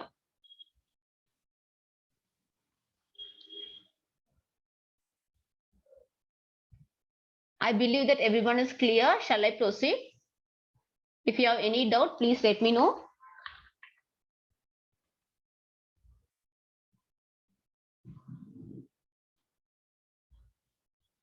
Clear, right? Okay, fine. Listen here. Now we are going to allocate a memory for a structure. So here, what is it you're going to allocate for a structure? So I want to create one node. So how many node you're going to create? Each and every time, what is it you're going to do? Whenever you want to create a node, at that time, I'm going to create only one node, isn't it? Now we'll see how to create a node with the help of the same example. So I'm going to stick on to the same example. I'm not going to take any new example here. We can just compare it.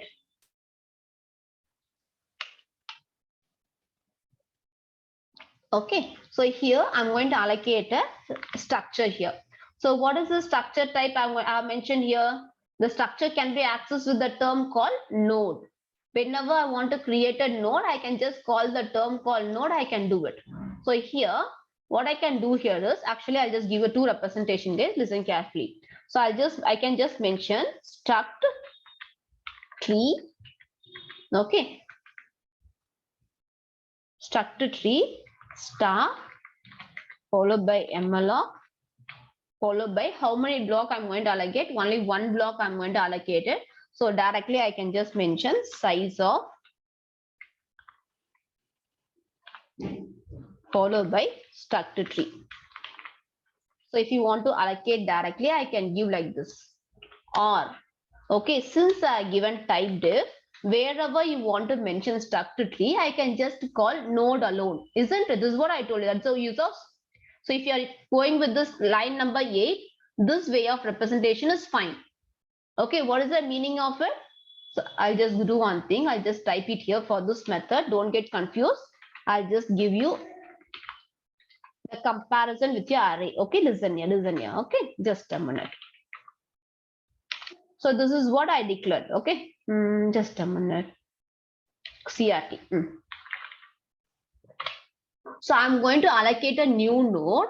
Okay, and this is a newly created node. And I'm going to store who's going to carry this address. I'm going to store in CRT. So here you can just relate with the previous example. Listen carefully. I'm just relating it. I have a pointer. Okay, and this pointer is going to store the address of the integer. So here, what I did, I had a return type along with the pointer. I displaced as a return type of this, and followed by number of block I have it. Since I'm going to allocate 5 block, I mentioned it. If at all you are going to allocate one block, it is not required to mention. Directly you can mention size of int. Okay, if you want to, you can mention n also, you can just mention n into size of int. And what is this here? Just I have taken a data type alone by leaving a pointer, I pasted here. So each and every block will be of integer type, and this is going to return an integer pointer. Now coming to this point, okay, listen here. I'm going to create a structure. Okay, if at all you want it exactly like I've just mentioned n here, n is missing. So if you have a confusion, put 1. So 1 into anything is going to give you the same thing. So here at a time, how many node I'm going to create? Only one node I'm going to create. Size of followed by what is the type of it? This node what I'm creating is of struct tree type. So here what I'm creating is of integer type. So whatever I'm going to create it is of struct tree type. So I just mentioned this one here. After allocating a memory, what I'm going to store? I'm going to return the structure address, isn't it? And the structure is mentioned by struct tree star. So here I'm mentioning integer address, so I mentioned int star. So here I'm going to return structure address, so I'm mentioning struct star. Okay, just relate this example with this example. It is not required to mug up at any cost. Okay, you are allocating memory for a structure of tree type, and after allocating, you're going to return the address of it. So I mentioned struct tree star. Since I'm going to allocate for one element, either you can put 1 into size of struct tree, or you can omit this 1 also. Okay, since I given like this, I'm just mentioning the definition as struct tree often. If at all the CRT is mentioned like this, I've just mentioned as node. I'll just use type diff, right? So I'm not going to use a struct tree. Here I'm going to use only node. So wherever I'm going to use a struct tree, I can replace with a node. That's the meaning of type diff. So here the same definition I can just mention like this. malloc followed by 1 into size of followed by node. So this is going to be stored in your CRT. So when I execute this line, what happened? A block of memory will be allocated like this. Okay, so when I create root assign null, the pointer is created. Okay, same way when I mention node star CRT, one more pointer is created at here. Now I should allocate this memory, right? There is a pointer. If I want to make a structure type, I should allocate this memory. If I want to allocate this memory, I should do dynamically. For the structure, I should allocate a memory. If you want to allocate a memory, I can go ahead with this step in a customized way. If at all you're following this approach, you can go ahead with this one. Since I given a node, I'm following this step. Okay, this is for the step I'm going to write next. So what I'm trying to do for this pointer, I'm going to create a memory and I'm going to make the block like this. So far, are you clear? Shall I insert this code here?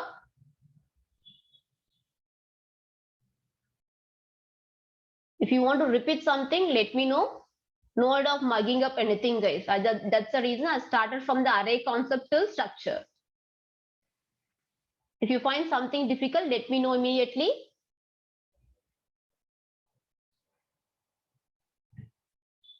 Is it clear?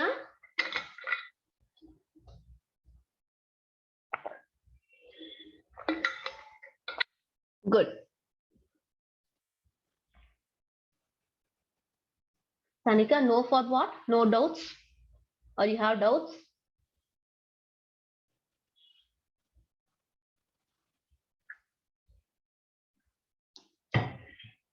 Okay, fine, good. Okay, listen. So here I'm going to insert the step. So when I do the step, what happens? This node will be created. So I'll just erase this. I'll just type it here. CRT assign node star followed by malloc and followed by directly let me give size of node. So I'm not giving 1 into node, so don't confuse it. 1 into anything is going to give you same thing, so I don't want to repeat it. So let me give directly. So I'll just erase the explanation what I have given. So this is what, oh god, that is also erased. Okay, just a minute. So I have to do partial erasing. So we need a structure here. Okay, I'll just erase this part alone.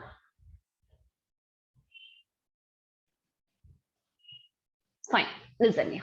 So now once I do this step, what is going to happen? This person will be created. After creating, what he is going to do? He is going to return the address to whom? CRT. So now the newly created node addresses CRT. So why it is CRT? I just explained you here. You can notice that this person is going to return to a CRT, a pointer.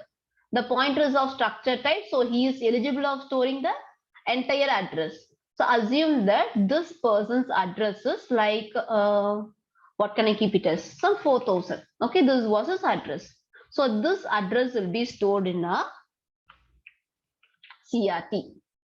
Okay, why he is storing? Since this person is returning. Since this person is returning the address and storing it here. Okay, so after this, what should I do here is I should fill my left and right child with a null. So initially this person is empty. I should make them as null. So that is the next step I'm going to do here.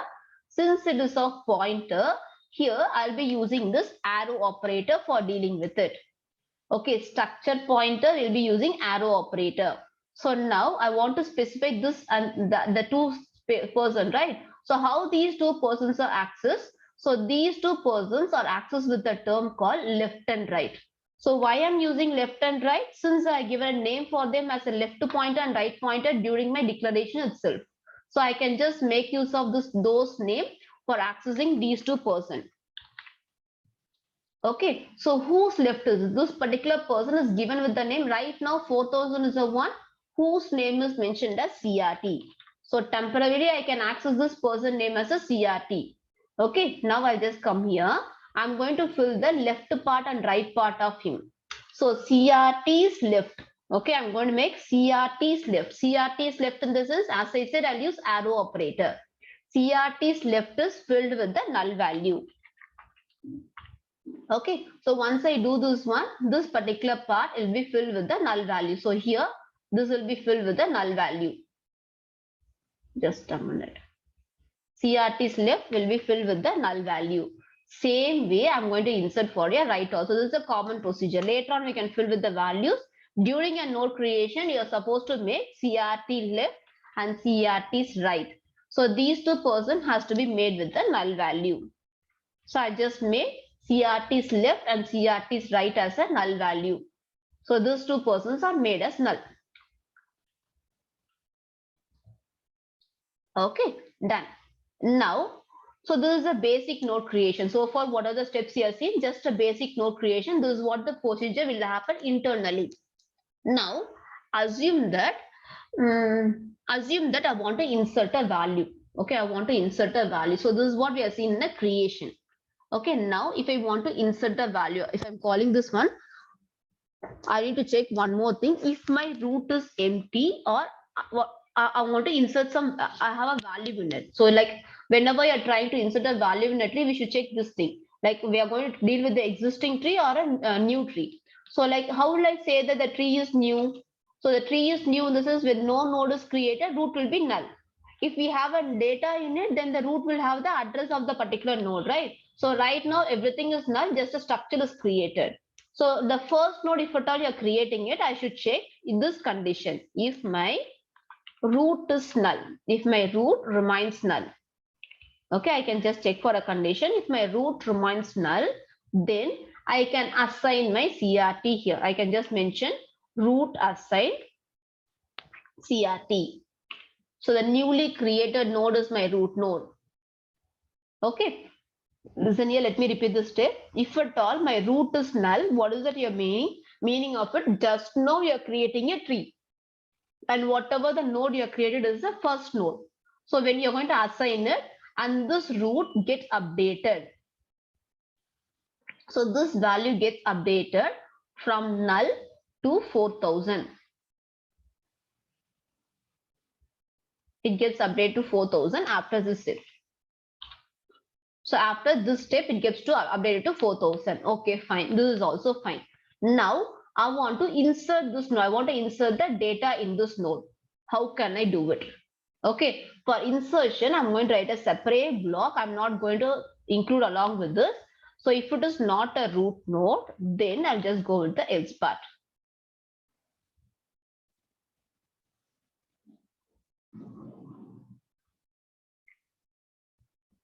Just a minute. Give me a minute alone.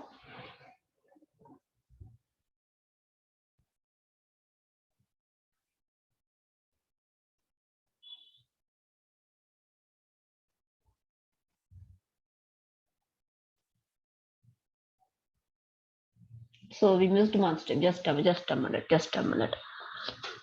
I'll do one thing. So before this, I can accept the data here, guys. Just a minute. We'll accept the data, then we can go over. Just a minute. So we'll accept data here. What I can do here is I just fill left and right. I left the data part here. So we are supposed to deal with the data, and this data is going to deal with the name called data. I can just mention CRT's data assign.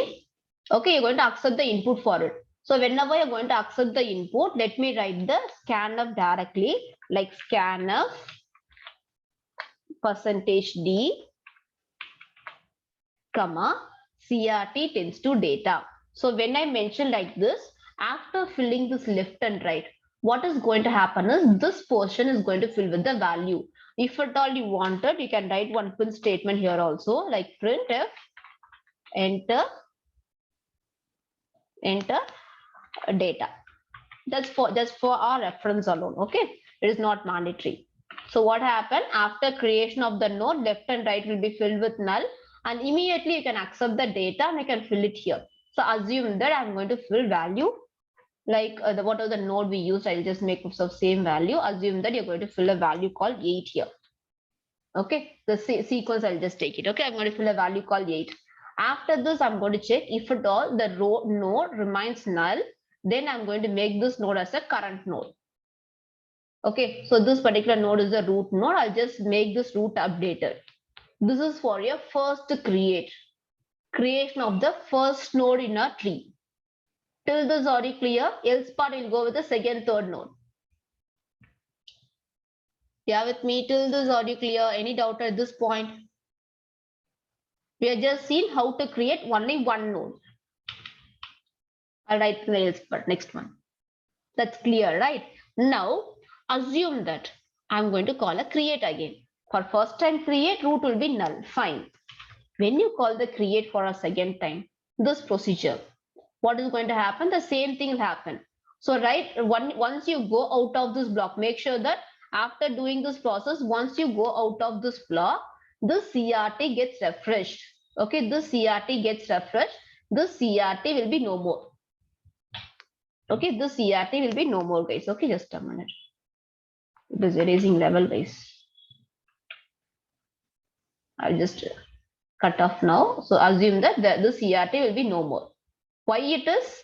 So since it is given a local variable, this CRT is a local variable. So do you agree? Yeah, this is a local variable. So until this block is executed, this will be there. Once I go out of this block, this CRT get refreshed. And there will be no name called CRT here. Okay, that node will be there. His name is not CRT, but this root is I made as a global variable. He returns. But the CRT I made as a local attribute.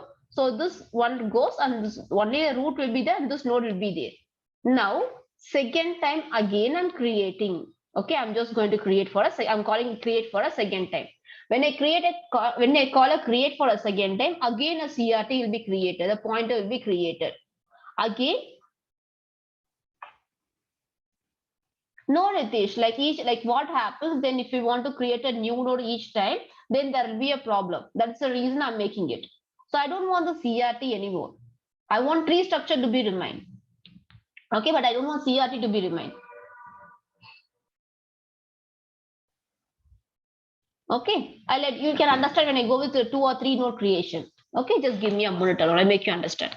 So when I come for a second time, again this node will be there. Again this pointer will be created with the same name called stars CRT.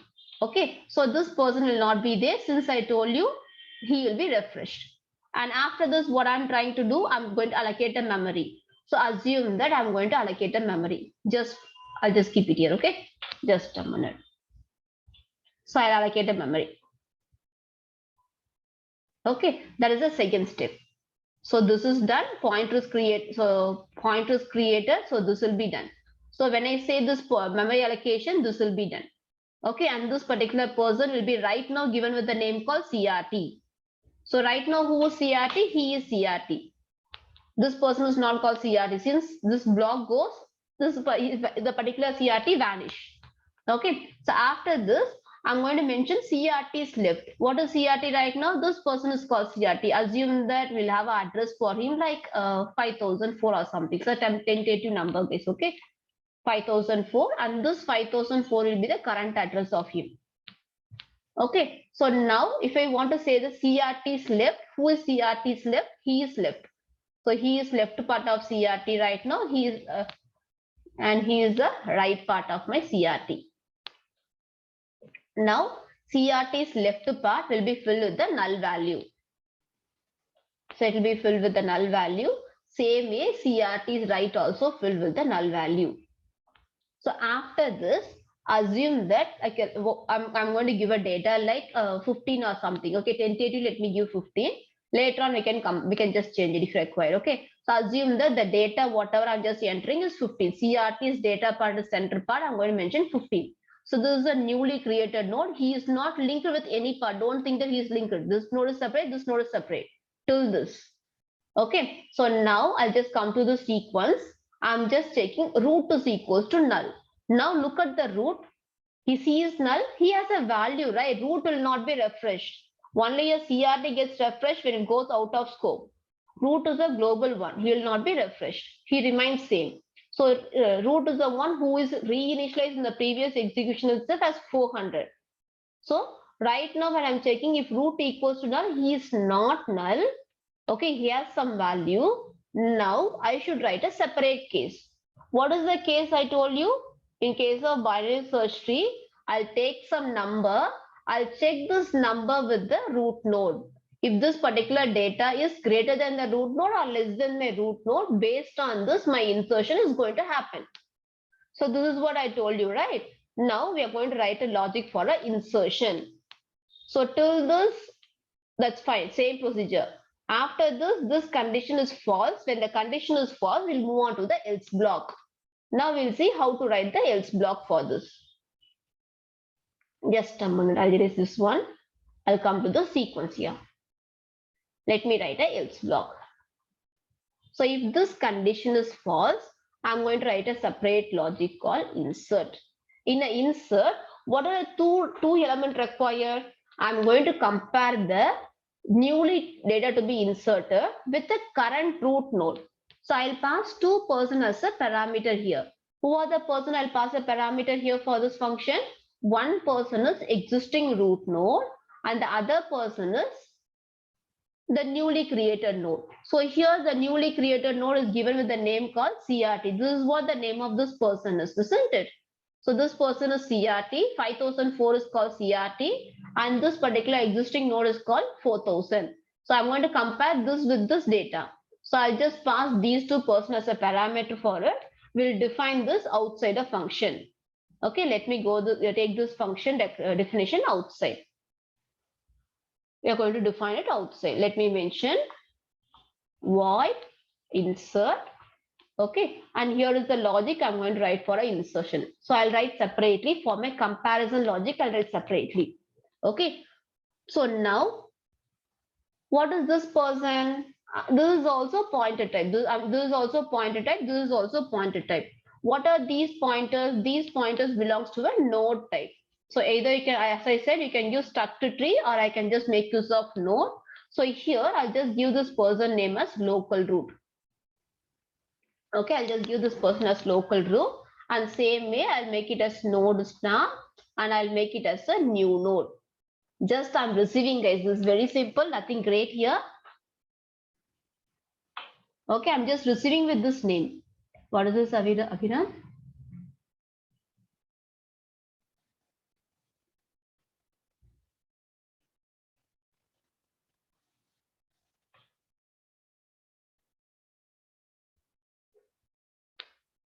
Abhiram, here I'm just mentioning, just a minute. Okay, I got your point. Like, since it is a global variable, why can't we mention directly root? This is your question, right? So why should I pass it? Am I right? Yes, I'll let you know. So when it is first level, always your root node, you're going to compare it. When level increases, when your level increases, when you're going for a next level, first level, when it's zero level, root node is you're going to compare it. When you're going with a level 1 or level 2 or so on, whom you're going to compare with? The previous level, right? So always your root comparison is not going to be this root. This particular comparison may vary. You're with me? So right now I'm comparing with 8. So next time when I'm inserting, the value might be 21. Next time I may compare with this one, a 15. So if you write directly root here, this will be a static program. This will not be a dynamic one. Okay, fine. Now coming to our sequence. I'll erase this one. Listen here. So what is it I'm doing? I'm just renaming a variable. So what here I'm going to mention the root as local root and CRT as new CRT, just variable alone. Normally when you're doing addition of two number, I can just call sum of AB. Okay, I can have a function called as sum of AB, and I can have a function definition as void sum of, okay, void sum of number 1 comma number 2, right? So what is the meaning of it? So here I'm just passing as AB and receiving as number 1, number 2. The same way, nothing great here. Okay, don't get confused at this point. So these are two variables. I'm using some other name. It will be easy for me to proceed further for the manipulation. That's the reason I'm just changing the name. So this root is received with the name called local root, and this one is received with the name called new CRT or new node. I'll just make it as new node. Okay, just a minute. I'll make it as new node. So now we'll go with the comparison. So right now, what is the local root? Local root is 4000. Okay, and the new node address is 5004. Now I want to insert the data. So I know that the data to be inserted is not a root node. So I need to compare it. So comparison I told you, right? So I'll check if the new node to be inserted, this new node is, just a minute.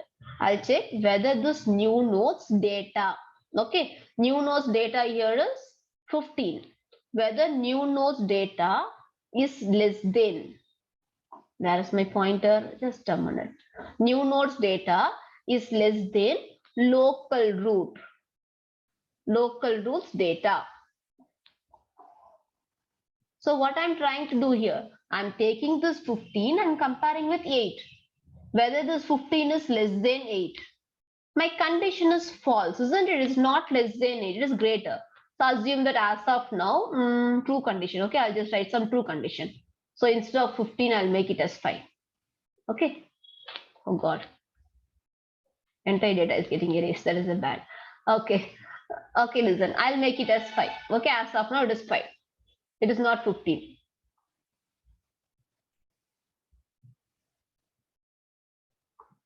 So yes, you're going to access here. Yeah, Shafi, you're right. You're going to access, since it is of pointer type, pointer to a structure element can be accessed only with the arrow mark. So now come on, like we'll have a 5 here. Okay, so I'm just going to compare 8 with 5. Whether, so new, sorry, 5 with 8, sorry for 5 is less than 8. Yes, my condition is true, isn't it? My condition is true. If my condition is true, what is it I should do? Can I insert directly?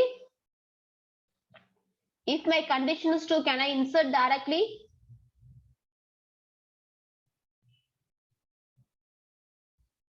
Yeah, with me. If 5 is less than 8, can I insert directly, or I should check some other condition? Binary search tree, I just told you, right? If the number is less than, can I check direct? Can I insert directly? Everyone is quiet. So 5 is less than 8. I inserted. If I take one more element, 4 is less than 8. Can I insert directly after 8? Is it possible?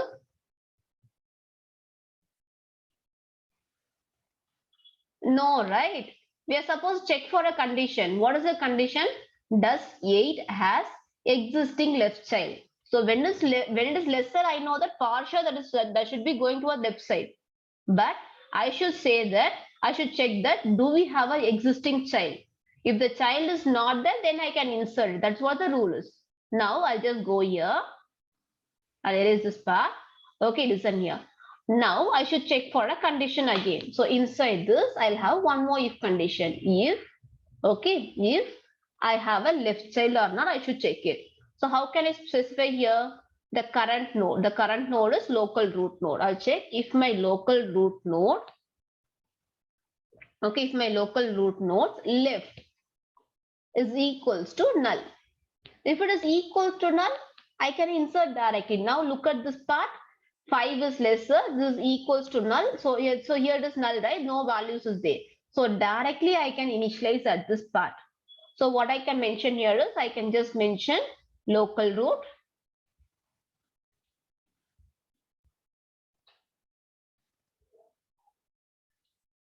Okay, so I can just mention local roots left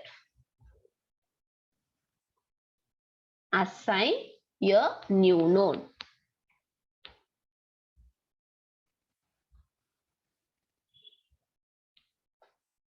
Guys, I'll repeat this step alone. Listen carefully. Those who want me to repeat, listen here. So listen here. I'll just repeat this step alone. By this step is getting over. So what is that we are doing here is we are just passing the address root node and 5004 here. Okay, 4000 and 5004 here. We are receiving it. I'm taking the data in it as 5 and 8. I'm comparing 5 is less than 8. This condition is true. If it is true, I'm just checking this part is null or not. Directly, I can't insert it.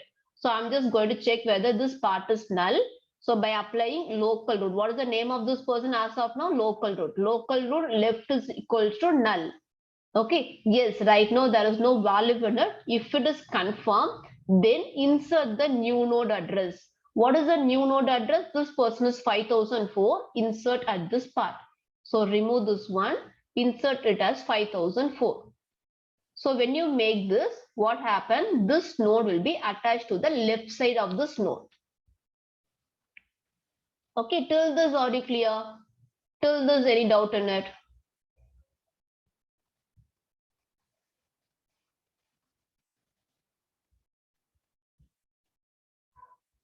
Okay, fine.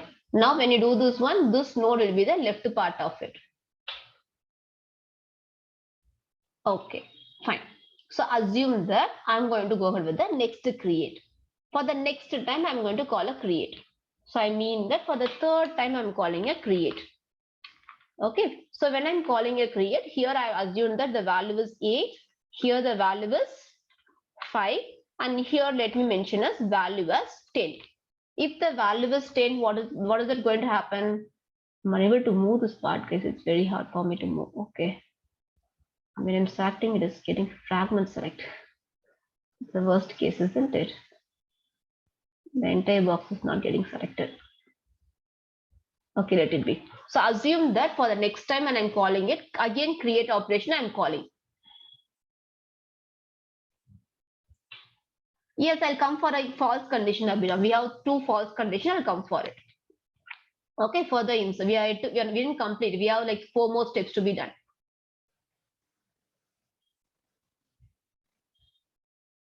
Okay, listen here. Now, there is a mouse pointer here. So I'm calling for a third time. So when I call it again, you know that this CRT will be refreshed. This will be no more. And this name CRT will not be there. Now, again, a new pointer called CRT will be created. Okay. So again, a memory will be allocated. The same procedure. Again, a memory will be allocated. Memory will be allocated. And right now, this person names become CRT. So right now, what is the name of this person? This person becomes CRT. Assume that his address is like 5008. So this is what his address is.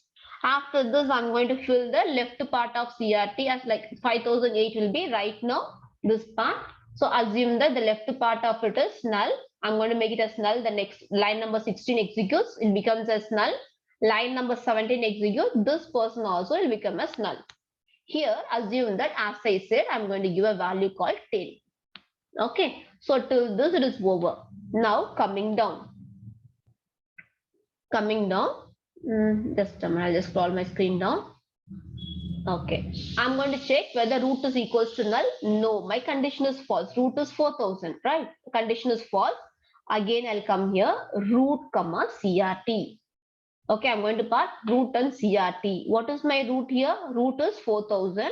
It will be received here.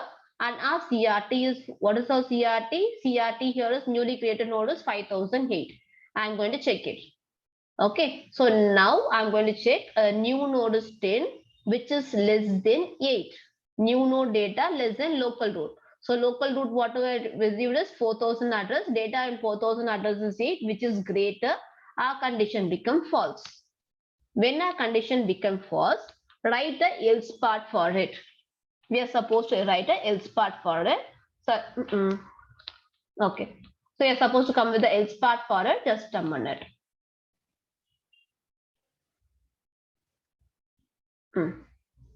Let me write a else part. So else. If you want, you can put elif also, or directly you can have else. So here I'm just writing elif just for your better understanding. Okay. So here whether it is greater. It's greater. Obviously, it is greater, isn't it? If the above condition fails, this will be a greater one. Okay. So don't think about equality. We'll go with the equality later. Okay. So listen here. So here, when it is when we have like here the value is 10, new node is 10, and this is 8. So 10 is greater than 8. Yes. If it is greater than 8, where the node should be inserted, left side or right side? The new node to be inserted is greater than your parent node. Now it is right side or left side? Come on.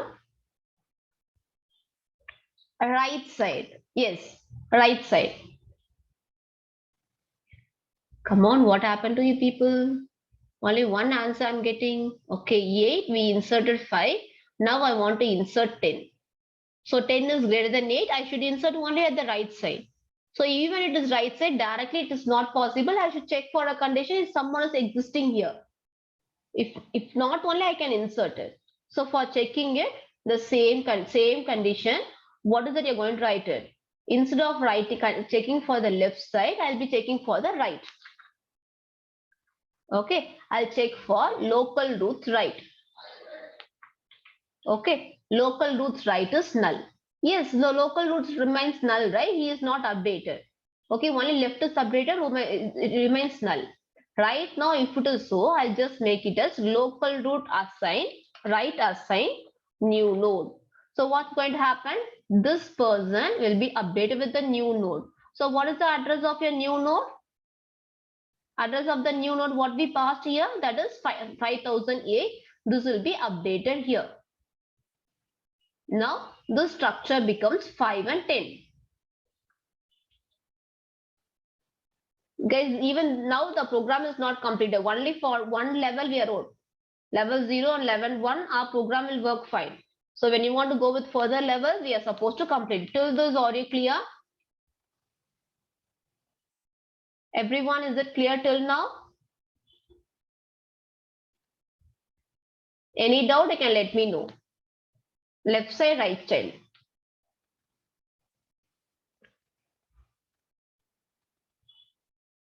Okay, fine. Fine. Can I take 5 more minutes of your time?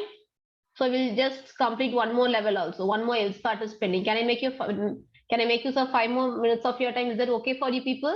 Or you have any other sessions after this?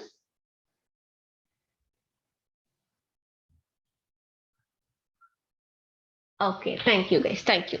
So I'll just make just 5 more minutes. Listen, yeah.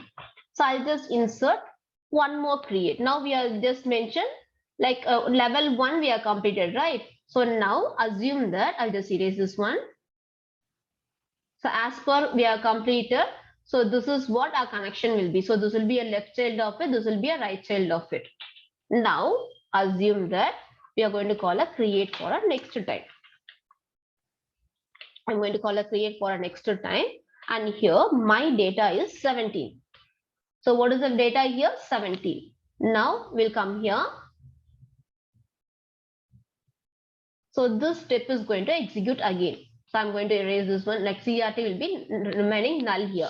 Now we'll try to create one more node. So this will be created. Next step and memory will be allocated. When the memory is allocated, a node will be created. Okay. So assume that the name of the node is CRT. So yes, CRT, right? So assume that he is CRT and his address is 6004. So this is what the address is. Okay. So now when this 15th step happens, this will be happening and this person will be updated to 6000 for the same procedure. Okay. Okay. I'll let you know where does it varies. After this, what is going to happen? Left and right of this is going to fill with null values. So this will be filled with null value and this will be filled with null value. Now, what is the value we are taken? We are assumed here is when this statement execute, I told you the value is 17. You are going to insert for this node. Okay, the same procedure. And after this, I'm checking if my root node remains null. My root node is not null, it has some value. Immediately, what is going to happen? My current root node is 4000 and this will be passed along with the newly created node. What is the newly created node? CRT is 6004. So these two will be passed during a function call. Okay, so now I'll write a logic for that. Okay, just a minute. I'll erase this one. We'll scroll a little down. Just give me a minute alone. Okay.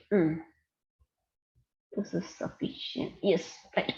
So here our local root node is 4000 and the data what we received here is 6004. This could be the address. Now I'm going to check whatever the new node we have. The new node value is 17, which is less than 8. My condition is false. So I'll come here. Okay, I'll come to this part. I'll check whether 17 is greater than 8. Yes, my condition is true now. I'll go here. I'll check whether my local root node right. Okay, whose local root node? 8. Okay, 8's right side is null. So this condition becomes false now. He is not null. Already he has a one child in its right side. So if this condition becomes false, I have to write a else part for it.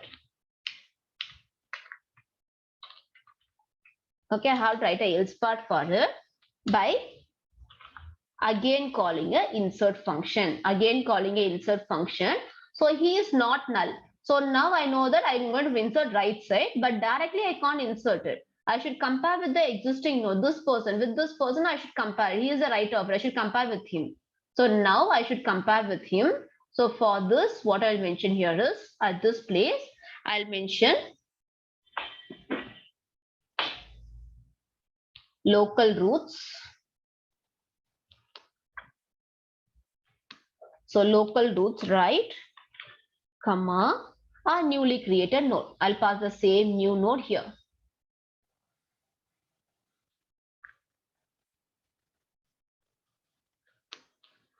So listen here, this step, let me repeat it. This is very important.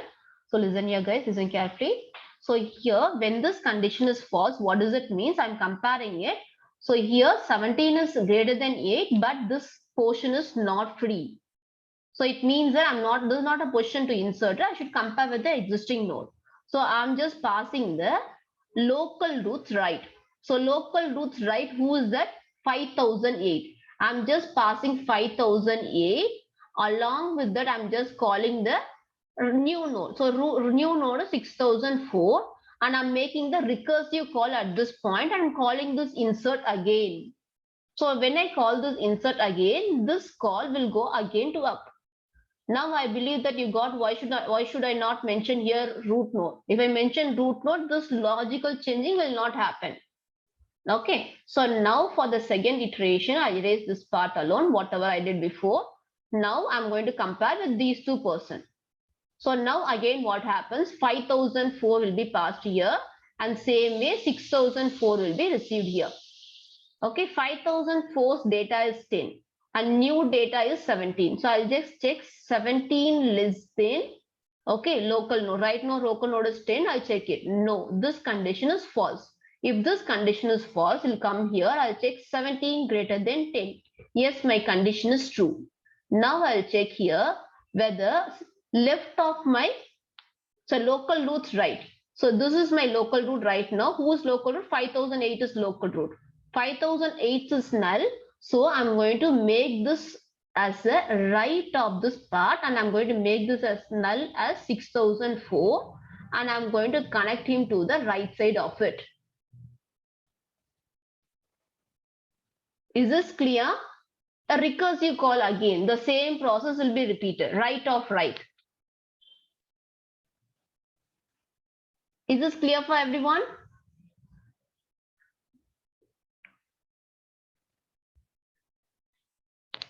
Come on, respond me. Any doubt at this point? Clear, right? The same way, the same logic remains for here left of left also. Here, what is it you're going to do here is, you're going to copy this step and I'm going to insert here.